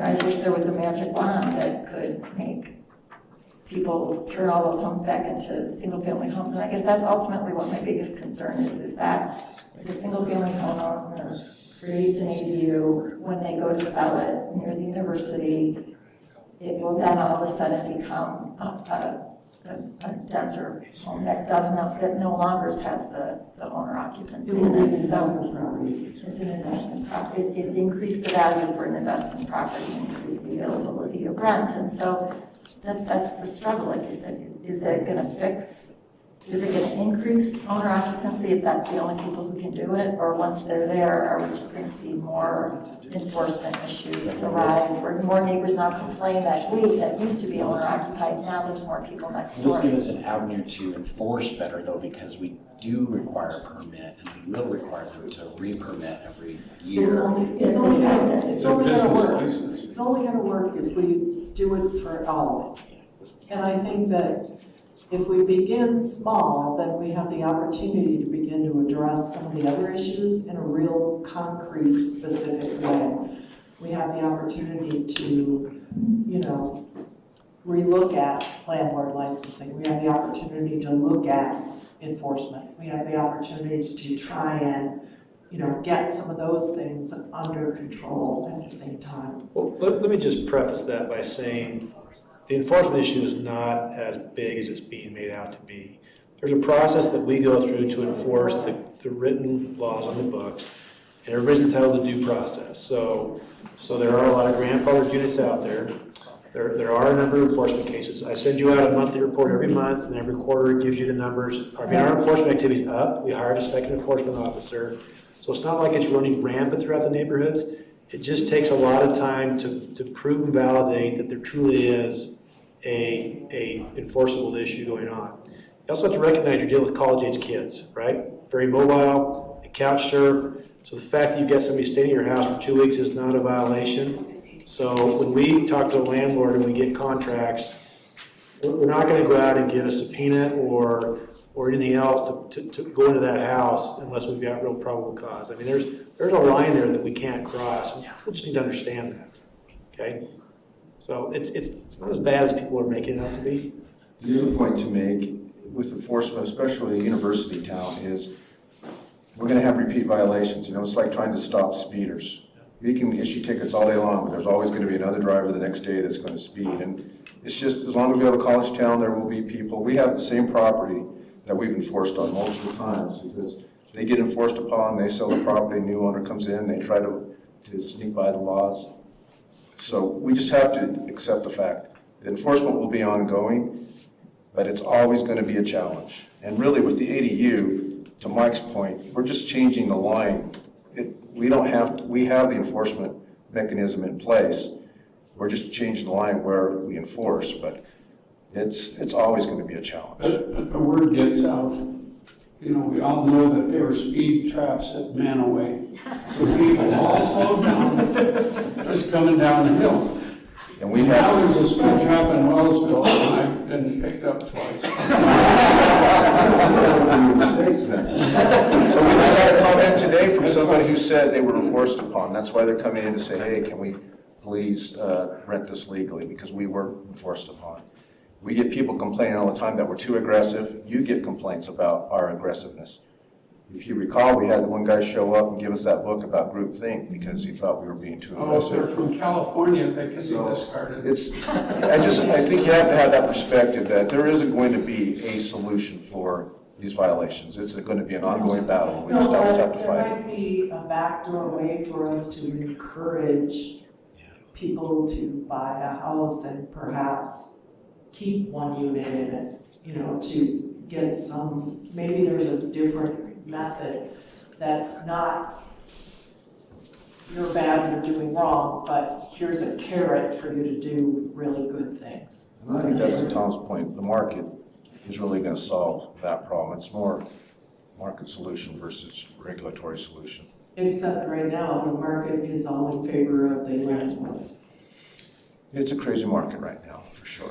So one of the questions that was raised was about parking, and my understanding is that the state ordinance, we cannot require any more than one. That was originally the ordinance, the way the law was written, there was going to be no parking requirement, and they allowed one additional spot, but we can't internally say you have to have 2 spots or 3 spots. We're limited by state law to only being able to That's an require important one. point. The way the text is written right now is as restrictive as we can possibly be. Right. So it's may, the statute's written, we may do these things, or we can be more liberal, but the text right now is as restrictive as the state law will allow us to be. You know, an important point to that, the follow-up, is that not every property will qualify for an ADU because they won't have enough physical land area to put in a second for that third stall. So you may meet owner occupancy, you may be your primary dwelling, 6,000 square feet. You could create it internally, but you don't have the room to put a parking spot in there, then you wouldn't be able to do it. So what would our, the business license fee be for this? Is it just like any other business fee, or is there a separate fee schedule that needs to be created for ADUs? Yeah, we just assumed it'd be our standard business Landlord licensing. licensing. Yeah, Just get a landlord licensing. like $75. Is it 75? It's either 50 or 75 or 100. We just changed it. It used to be 50 and then 10 if you took a good landlord course, but then we eliminated that, and it's just one flat fee. It's So $50. I like what the Sharps had to say. I really appreciate it, because when I was going to school at Utah State, I had a friend that had just gotten married. They lived in a basement apartment right between 400 North and 500 North on 600 East. And it was a great place. Enjoyed going over there, had dinner with them. Wonderful people that they lived with. It was a great experience. 1 block to the north, I had friends that lived in a house there that was converted into there were 8 guys living in that one house, 8, and they all had a car. It was 30 years ago. It was 30 years ago. I'll tell you, that place was a disaster. It was also really fun to go to. It was a fun place to be, you know, it was a really fun place to be. Wasn't the same feel. Definitely wasn't the same feel. You know, so I totally get it. And my concern is, I want to make sure that if we're going to do it, we're going to be able to enforce. I want to make it easy for you, and so, you know, doing little pieces around the city just seems kind of difficult for everybody to figure out. So this is problematic. So I would like to move continuation of this. That's what I was going to ask for. To the next meeting. I don't know. I know we scheduled 2 public hearings. I don't know whether we need. Are we required to have 2 public hearings? No, 1 is sufficient, but you could have 2. And just so you know, there's also an impact fee component. You asked about licensing. There would be a transportation and a parks impact fee, and it's about $1,300 for a residential unit.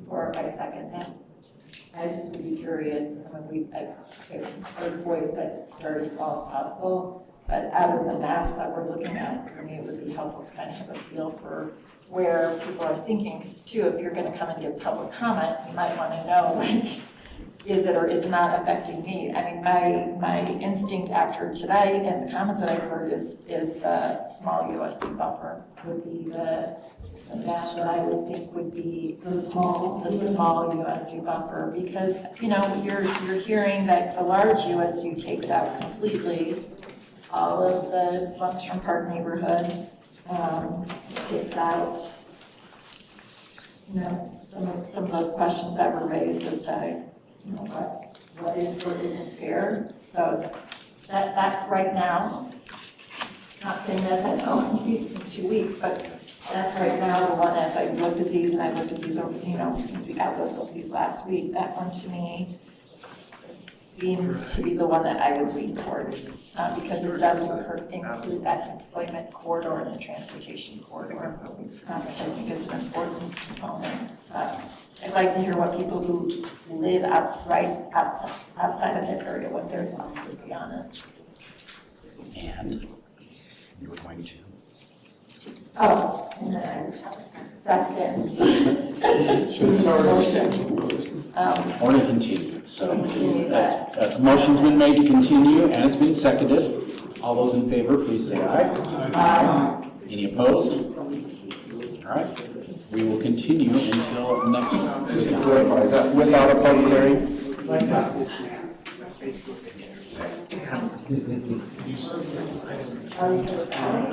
We've met our requirements. Everybody, if you would like to comment still, you're welcome to send us more emails, share your information, share your thoughts with us, but we've fulfilled our public. So we're not gonna have another public hearing? We are going to have another hearing, and so we're going to do it again. Public comment? No more public comment. No more public comment. But send us email, call us. Yeah, we're gonna continue this, but it's not gonna be another public hearing. Y'all know which way I'm leaning, so let me know what your thoughts are on that. We are always open to phone calls and emails, but we're not gonna have another public meeting here. Public hearing, excuse me, public meeting. My mistake on terminology. Public meeting, but not a public hearing. If you understand. I do. Yes. Okay. It's done a great. Thank you all for coming. Did you get a chance to talk tonight? No. Can I speak? Is it? At this point, no, but like I said, phone call, we're all open to phone calls, emails. You don't have to do it in public. Let us know how you feel. Absolutely. So you had an opportunity tonight. Everybody that came had an opportunity tonight. How much it will matter. We need to do another 2 hours in 2 weeks, so. All right. So let's move on to our next public hearing, which is for unspent appropriations. Is that you, Rich? It is. So we talked through a few of these. Since last time, there have been a couple changes. A few of these were deleted as those projects were completed and we received invoices. There was one grant item, I believe it's the Utah League Active Healthy Communities Grant Fund 3781 that was added in. The rest of them, there were a few that changed insignificantly. Most of them decreased. A few of them increased because of adjustments that came through afterwards and invoices posted to the wrong account, and so I adjusted the balances. Other than that, it is as we presented last time, a whole bunch of grants, several capital projects. Most of these things pertain to capital that either was not received or was not completed during last fiscal year. So request to appropriate and carry over these funds for fiscal year 2022. Any other questions for Rich? Seeing none, let's open it up for public comment. Anyone would like to comment on our unspent appropriations, our carry forwards? Now is your opportunity.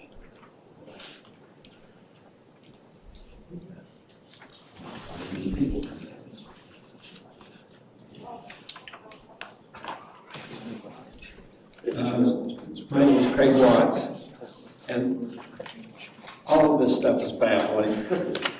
But unspent, but you're going to spend it. Is that what I can construe out of this? It's been appropriated already. Because what happens is our year ends the 30th of June and the construction season's like right in the middle.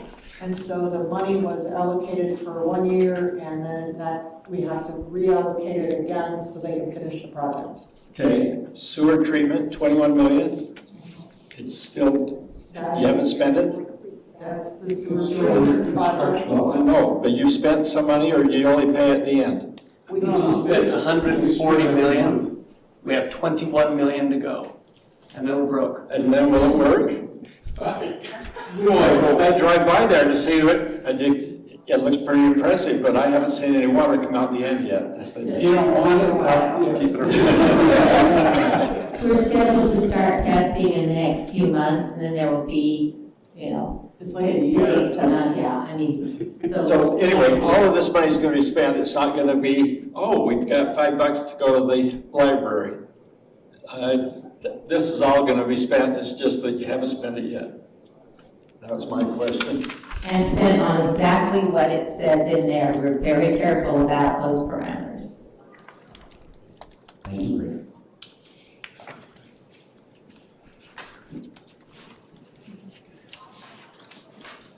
If there's no other comments, let's bring it back to the council for action.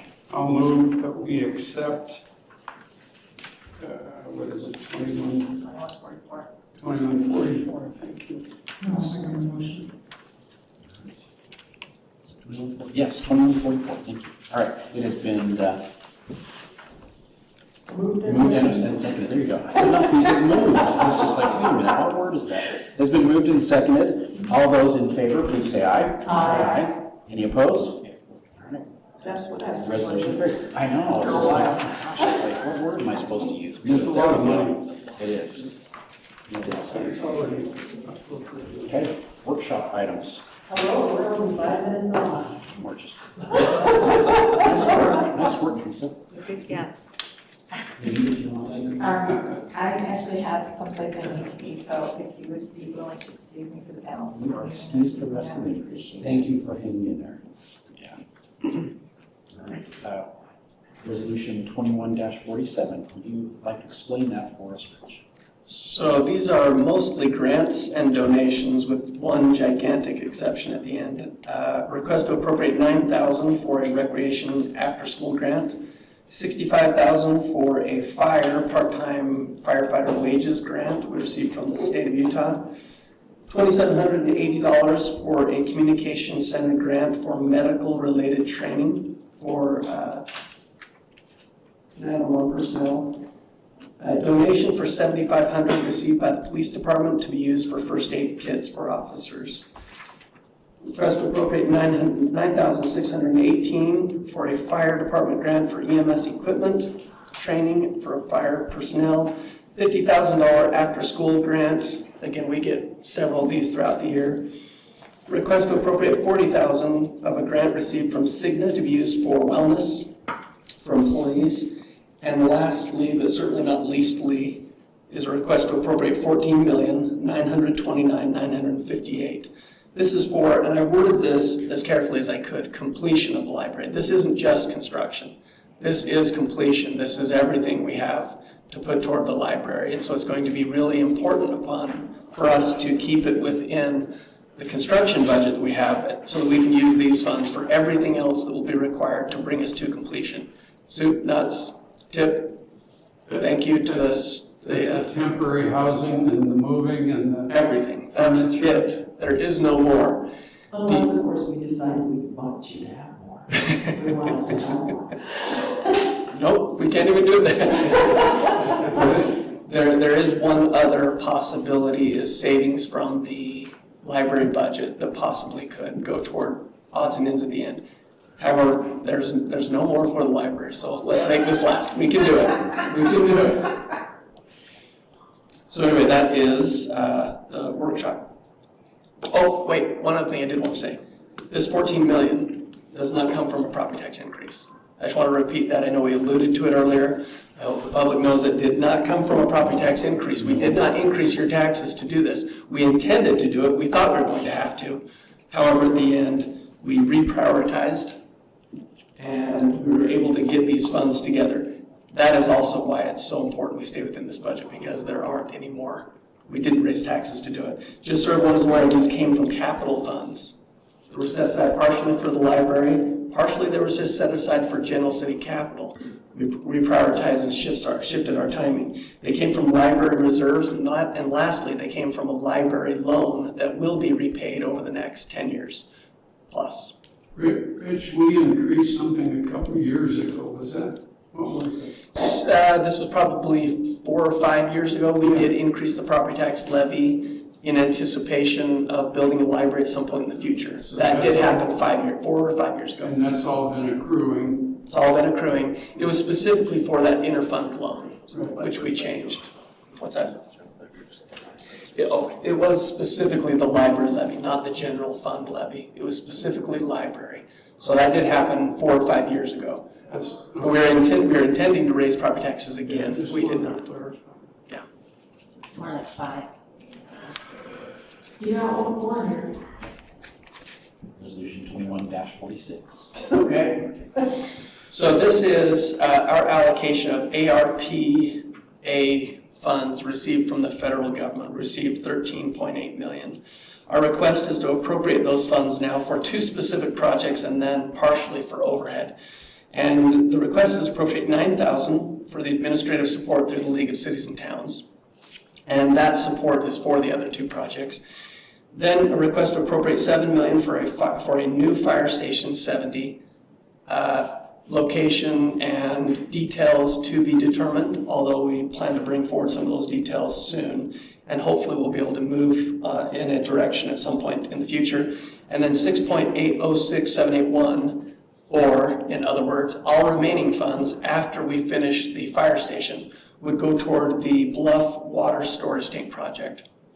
You've received studies that were completed by me and my staff and the fire staff and the water staff to show that these projects, we believe, do comply with the requirements of that grant.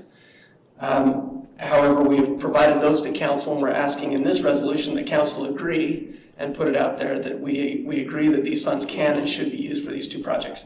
Now, we do specify within that resolution that this is a specific order. We don't know exactly how much the fire station is going to cost. This is a guesstimate. So we do anticipate in the future, as we kind of move forward, we will adjust these amounts between those two projects. But the intent is once we're done with the fire station, completed that, the construction of the fire station, the purchase of land and those other things would come from other funds, including the sale of the existing fire station potentially. But after we had completed the fire station, all remaining funds will go toward the water tank project. And in the unlikely event that some nerdy federal auditor comes in subsequently and says this does not qualify because of some exception that they dream up, then our intention is to use all funds for the water tank project. And that is just my way of covering ourselves. Although I think we're on a very firm footing and we followed the requirements, we've done a study, we think this is necessary and important to not only fight COVID and the future effects, but also to put us in a position that we can further react. Water project, I think, is $22 million is what we have in the budget. So this will supplement and also enable us to potentially do a couple of the projects associated with that Bluff storage tank. Because that's mandated by the state. It is. It definitely is.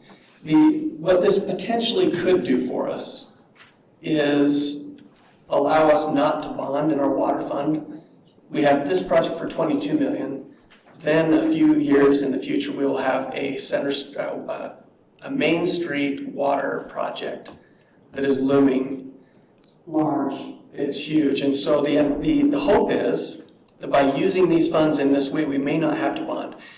The other reason for these projects is because we want these ARPA funds to be used for a capital project that will still be in existence when our poor children and grandchildren are paying off this loan, because that's what in essence it is. We're given a loan that we're going to pay back in the future as citizens of the United States. So let's make sure that the project we use it for and the purpose we use it for is still paying dividends 30 years from now. It'll be around for a while. Yeah, that makes sense.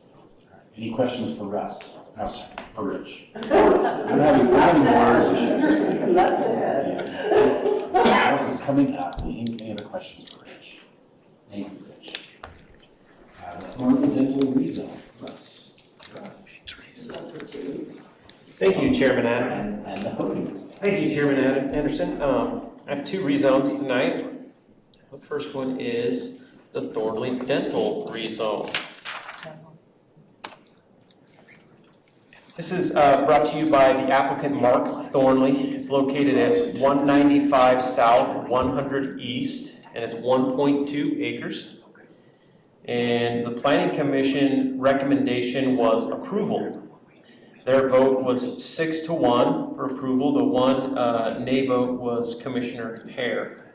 Not the DC one. No. Right. It was amended. I was going to get to that. Okay, because I was like, wait a minute, no, they didn't approve DC one. Right. So it was originally proposed as TC1 by the applicant. The Planning Commission amended it to TC2. The applicant agreed with that amendment, and so that's what the PC vote was, is for TC2. So here's the property. It's currently a church. It's on the northwest corner of 1st East and 2nd South. This is looking east on Second South, kind of on the back side. Again, 1.2 acres. This is the FLUP, which does not designate between TC1 or TC2. Our FLUP doesn't designate any of the single family either. It doesn't say NR6, NR4, NR2, or the multifamily. So that's up to the council to decide which one is the most appropriate. In this case, it does border NR6 to the south and to the east, and then commercial and Town Center 1 to the west. Because of the transitional area and numerous folks at the meeting, the Planning Commission was concerned about such a stark contrast going from NR6 to TC1. And so the suggestion was made to go to TC2. They did debate a few other lower density commercial zones. Ultimately, the applicant would like to build a dental office, maybe a medical center that has a few, physicians or medical suites. But that's about it. And what? And some housing. He mentioned one possible apartment, I think, for maybe an on-site manager or for a child or something like that, but I don't think his intention was multiple housing units. His intention is a medical office suite. What would he be allowed to do? I know what he intended to do, but what would he be allowed to do?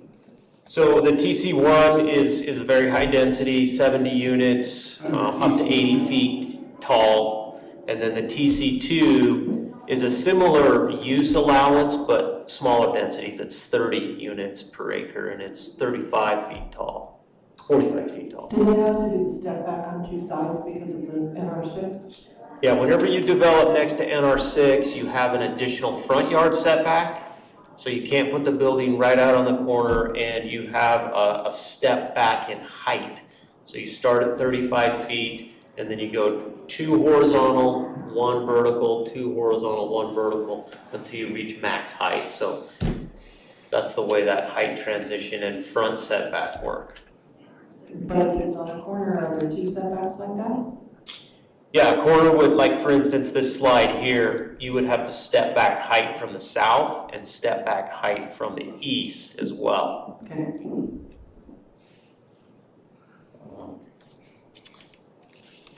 Any questions on Thornley?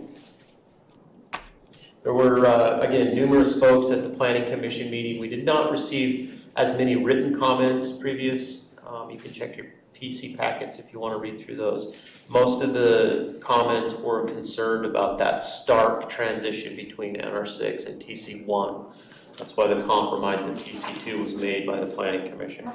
Can you tell us, or would you tell us in 2 weeks, what the status is of the Apple 59 project? That Yes. is directly related to this? I'll tell you everything I know, which isn't very much. It's sold to a different developer, so Trent Cragen is no longer part of that project. A guy by the name of Skylar Jenks bought it.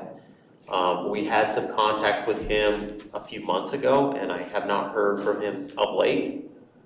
But So what's the status of that building permit?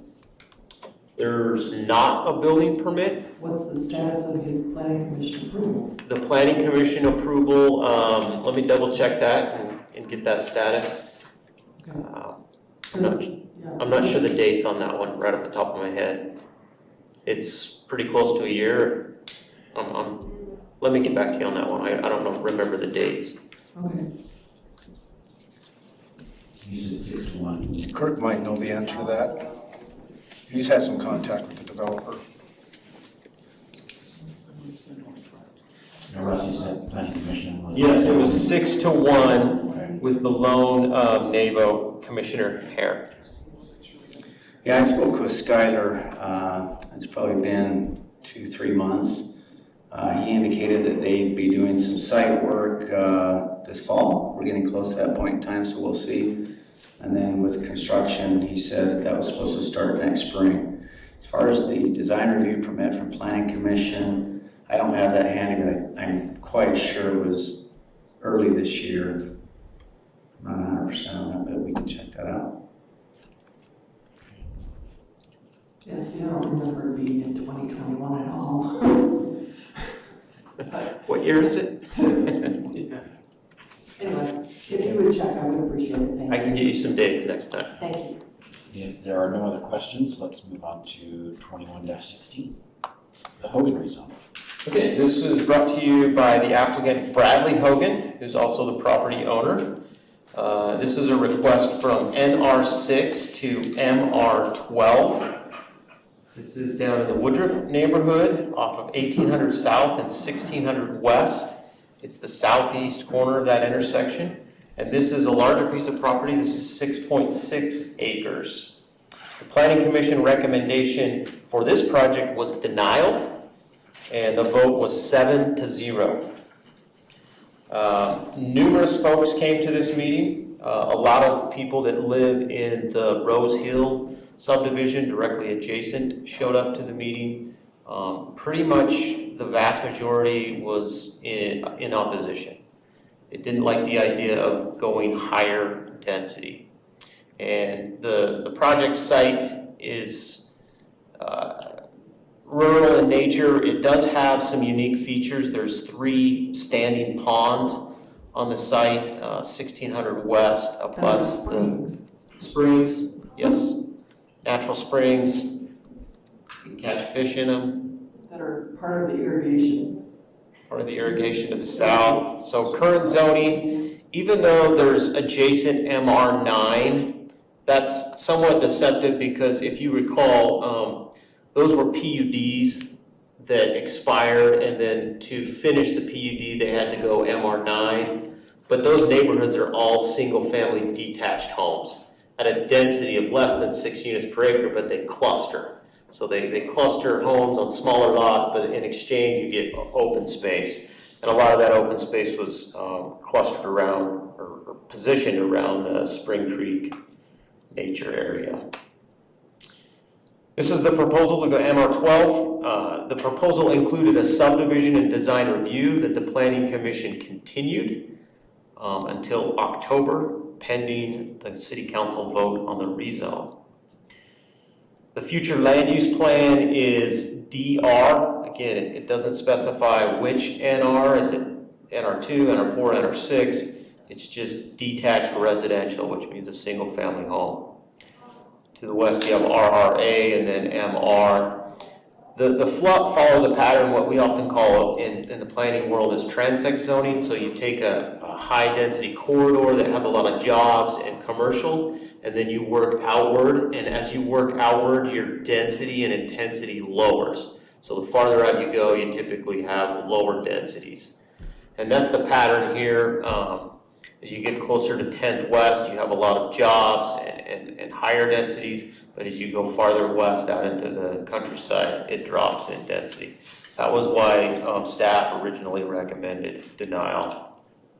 Also, the Woodruff neighborhood plan, which was just recently adopted, follows that pattern as well. So there was some public hearings conducted. This was their recommendations, is to continue out with lower densities, and this is where the property is located right here.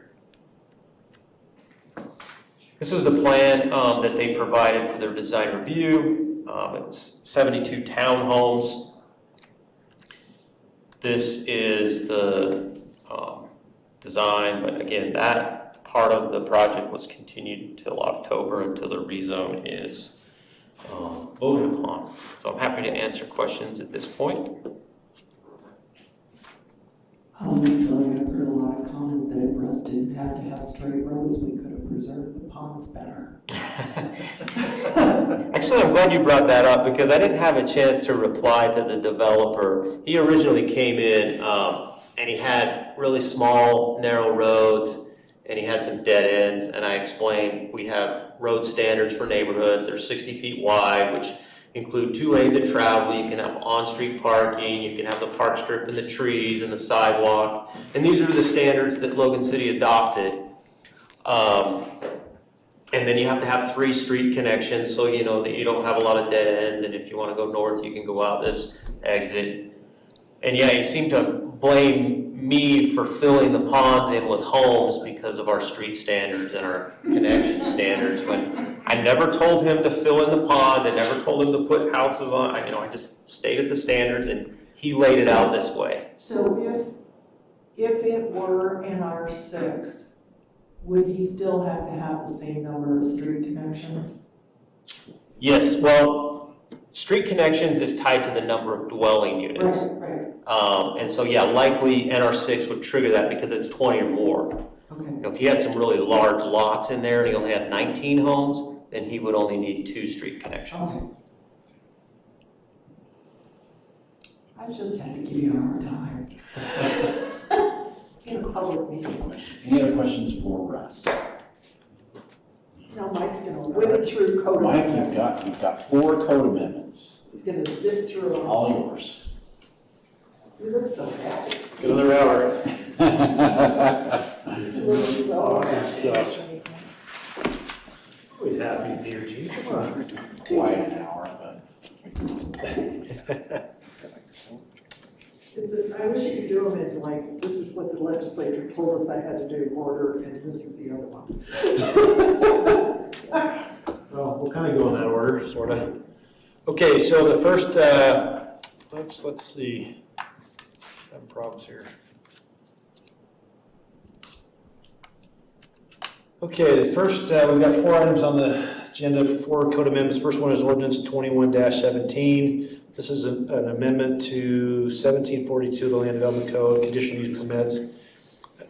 You've got this in your packet, but really what this ordinance change or this amendment comes down to is that the state legislature made changes to 10-9A-507 requiring that we use objective standards when we approve CUPs. So we added a language in there that says basically we approve a conditional use permit that is based on an objective standard of compliance with Utah code, And then I went through and just updated the language so it was cleaner as you read through A through G. So you've got a strike-through version. Make sure you look at that, and if you have questions, let me know.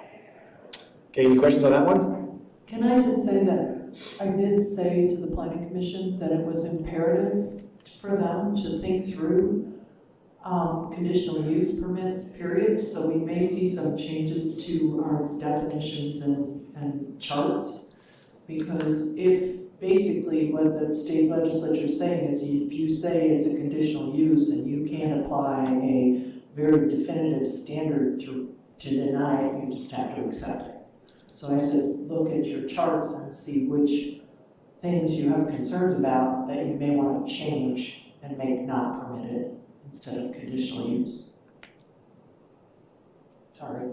It's okay. Okay, the second amendment tonight is ordinance 21-18, and this is a proposed change to 1710-080 in the Land Development Code dealing with commercial development standards. And the purpose of this amendment is to clarify what types of residential uses are appropriate on ground floor of mixed-use projects in a commercial zone, define what those accessory residential uses might be, whether it's a lobby, mailroom, mechanical storage, bike area, lounge, fitness center, pool, sauna, etc., and then mandate that on that ground floor in a mixed-use project in the commercial zone that 80% is utilized for commercial space and 20% or no more than 20% is utilized for residentially accessory uses or amenities. Okay. So the language that's in the code now, the existing is the top language that's proposed, is it just kind of clarifies that, puts that 80-20 threshold in place. And then this is the proposed language. It also excludes enclosed parking. So we had a project down in South Main that had some enclosed parking underneath the building. They included that in that commercial floor area. And what we're saying is you can't include that as part of your commercial floor area. Then you got to copy the language and again, make sure you look at it. This is a straight-through version. Any questions on this one? Excuse me. Okay, the third amendment, ordinance 21-19. This one is in response to changes at the state again, 10-9A-534, where they've taken away the city's ability to regulate design aesthetic of single-family dwellings and or duplexes. So in the state law that was adopted, it basically says all these items are considered building design, your exterior color, your siding, the dimensions, materials of a roof structure, roof pitch, any non-structural architectural ornamentation, windows, doors, garages, things like that. So in response, we have our code in 1707 and 1709, we have design standards in there for single family. So we've taken those out basically. So on that previous page under number 2, do you need to take out or townhome on the last line? Take that out? It doesn't apply to townhomes. No, this is the state rules. Remember, Yeah. that last one was in the original bill, and then they modified it in the. Yeah, this is the original bill. I changed the 534 from 530. I didn't change number 2. So this is just the state reference. So this isn't included in our code. No, I thought the state took out They did. townhouses. Right, so this is just an old version of that. So it doesn't apply to townhomes. Only to single family, 1 or 2 family dwellings, period. So isn't the whole number and everything different No. that applies? So all we're worried about is our ordinance, and the substantive change is they took out townhome in the special session. So our new ordinance does not include townhome. This was the original version passed in March. No longer applies. This is just background information, so. Okay, just, This is the state code language. okay, Before it was State code before it was language. amended or updated in May. okay. So, just so everybody understands, it's only single family and duplexes. We also added to the residential use chart, we added community services to it, and then we took out unrelated as it relates to occupancy. That was changed also in 10-9A-505. And then we added occupancy and accessory dwelling unit internal to the definition section. And then we removed use-specific definitions like for antique shop, art supply, stores, bakeries, things like that. We already cleaned it through once, we just forgot some or missed some, so we tried to catch those again this time. Any questions? Okay, number 4, ordinance number 21-20. These are changes to our parking and our landscaping ordinances. We updated the parking by land use table to clarify the standards for parking that apply to specific uses. We added mixed use projects, community services, clarified RV parking in residential neighborhoods. And then we took out some redundant language in both of those. And then under landscaping, we have a standard for a landscaping buffer next to a parking lot. We just never clarified where it was applicable. So this is tying it to a specific setback. So if you have a setback of X, you do A. If you have a Y, you do B, so on. So, questions? No, I'll go visit him. We'll go visit Mike afterwards. Well, you gotta kill about 30 seconds till Kirk gets back, but. There might be other consideration. That's true. Mike, thank you. All right, thank you. All right, that's all of our workshops for tonight.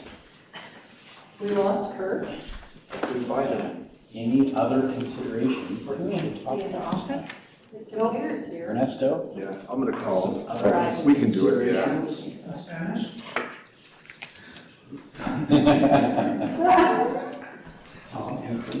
We need to make sure everybody comes to the festival on Saturday. Yes, please. Jeannie and I attended along with Mayor, we're filler time, so I can talk about anything. We can cover it. We don't need filler time. We can cover it. I just want to compliment We're ready for you. Okay. the Adams neighborhood meeting that they held was well done. A lot of good people were there. So I appreciate what you've done, some good things. Very good. All right. There he is. If there are no other considerations, we will adjourn our city council meeting. Council meeting is adjourned, and we will convene our Logan Redevelopment Agency meeting now. Welcome to the Logan Redevelopment Agency. And we have one action item, public hearing Resolution 21-45 RDA. Kirk. Okay, thank you very much. Okay, we'll just review, for context's sake, the presentation that I ran through at the previous meeting. So we've been working with Cytiva, and this is a life science company. There's the aerial, just to reorient people where that's located, out just off Highway 8991, a little bit east of 10th West, and that road at the bottom there that runs horizontally is 1800 South. So that is the general area. As I said, they're a life science company. They manufacture cell culture products that they then sell to various vendors that in turn manufacture gene therapies, COVID vaccines, flu vaccines, et cetera, et cetera. So this company really started as a homegrown company, Rex Spendlow, back in the 60s. And since then, it's just grown and grown and really changed. I mean, the name's changed multiple times, and now Cytiva is the owner. They've been growing rapidly. COVID really jump-started that growth. They're looking to expand. So the expansion looks like this. Currently, they're at 350. Well, a year ago, they were at 350 jobs. And right now, they're at 650 employees, not jobs, employees. They're at 650 now. If this expansion goes through, then they push that by another 400 up to 1,000 jobs. A lot of capital investment, $240 million. And this is what it would do. It'd double their manufacturing capacity here in Logan, add a bunch of laboratories, warehousing space, admin areas, employee cafeteria, and a lot of parking. So we have helped this company, well, its predecessors really, over a number of years in the Logan River RDA. More recently, we've been helping them so that from a site standpoint, they could even pull off an expansion here by engaging in a land swap with them. And I think that's nearly finalized, which from a physical standpoint allows that to proceed. And so that's been a positive for them. We've also, through that land swap, we've positioned not adjacent to their manufacturing facility, but just out a ways, enough to give them enough contiguous land to develop. We are developing or constructing currently our substation at the corner of 1800 South and 10th West. So It's coming along. it's coming along, yeah. We're spending $2 million on that, so that's another huge contribution. Once that's up and running, Mark Montgomery says that about 1/4 of that power capacity will go to Cytiva to keep them operational. So our monetary incentive that we discussed last time and that we're talking about tonight again in the public hearing is that $150,000 cash would be paid to them from the Logan River RDA Fund Reserve. This would be potentially coupled by some money from the state of Utah. Cytiva's been talking with them for some time.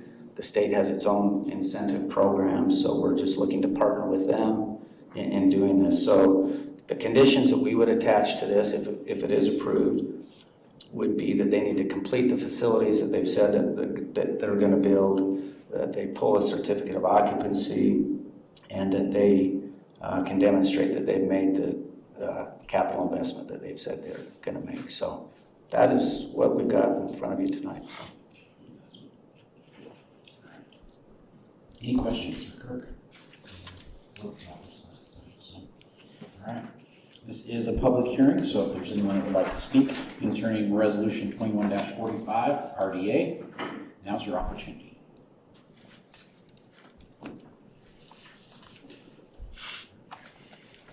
I'm Scott Stewart. I guess it's more of a question. I hadn't heard anything about this, but I have been working with Cytiva on a different project out in North Logan. And one of the things that we have seen is that their growth has been such that they're changing all of the time. They're having a difficult time actually being able to have a well laid out roadmap as to what they're really doing. And so my question would be, one, are they sticking to their guns with what they're telling Logan City? And can we anticipate that they'll really follow through with it as planned? And the other is, are they going to actually be able to hire that many people at all? Because they're competing. Housing on the side. As long as we get enough ADUs in, we should be fine, right? But anyway, just some considerations that it would be wonderful. And also, are they generating, I didn't notice, I wasn't here. Are they generating good sales tax, or are we just hoping that we'll get employment through what they're doing? So just thoughts. Thank you. Sure.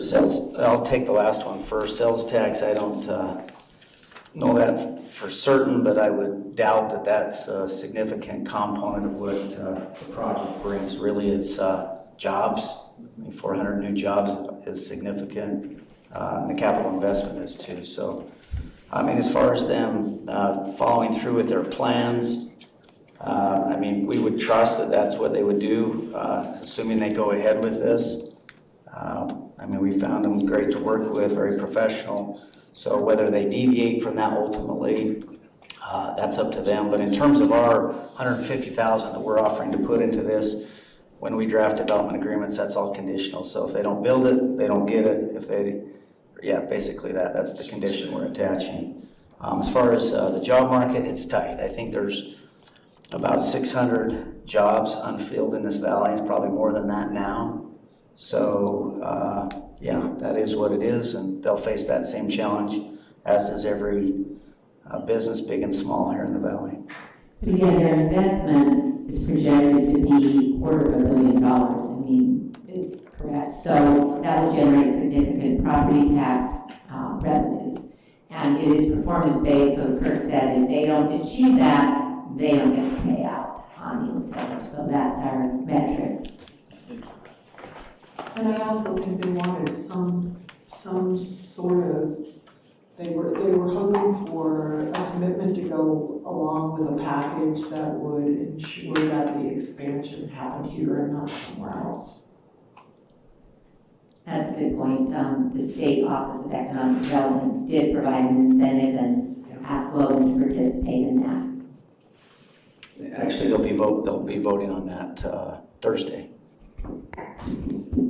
Hi, now I'm Dr. Galiost, and I'm asking what is the average wage that they pay their employees, and is it a livable wage, and will it help the economy in the sense that the employees will be able to afford housing here in the community, because we have a lot of people already who are working but can't afford good housing.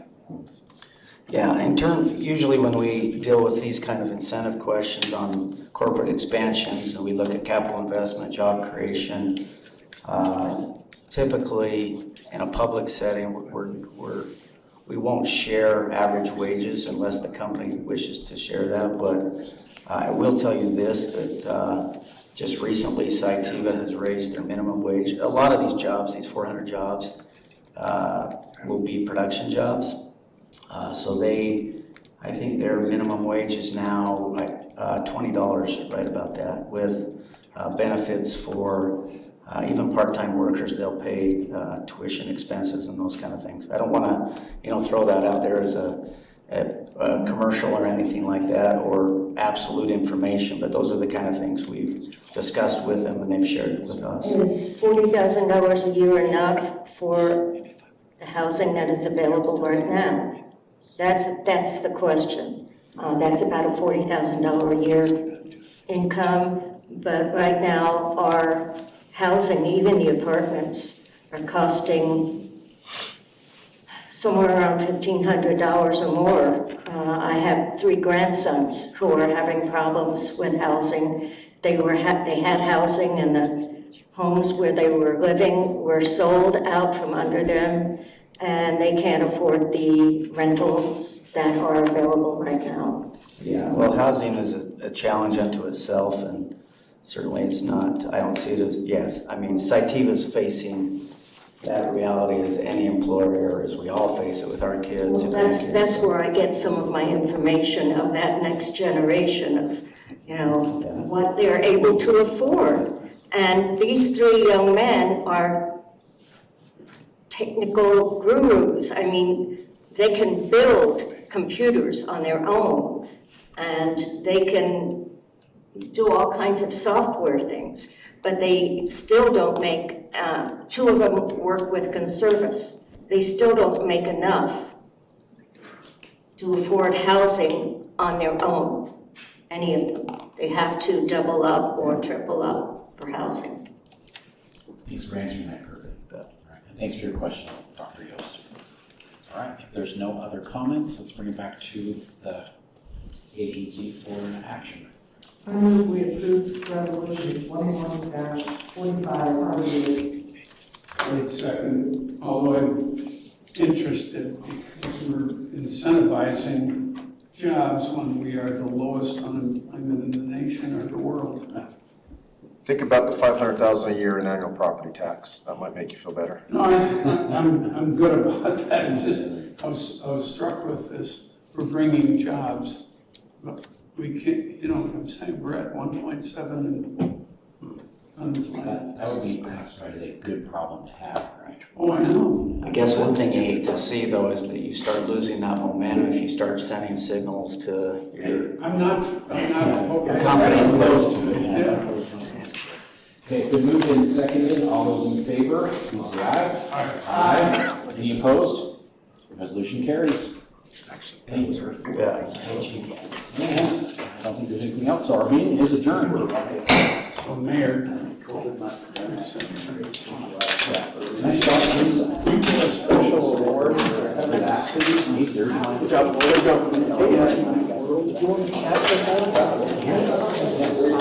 Yes.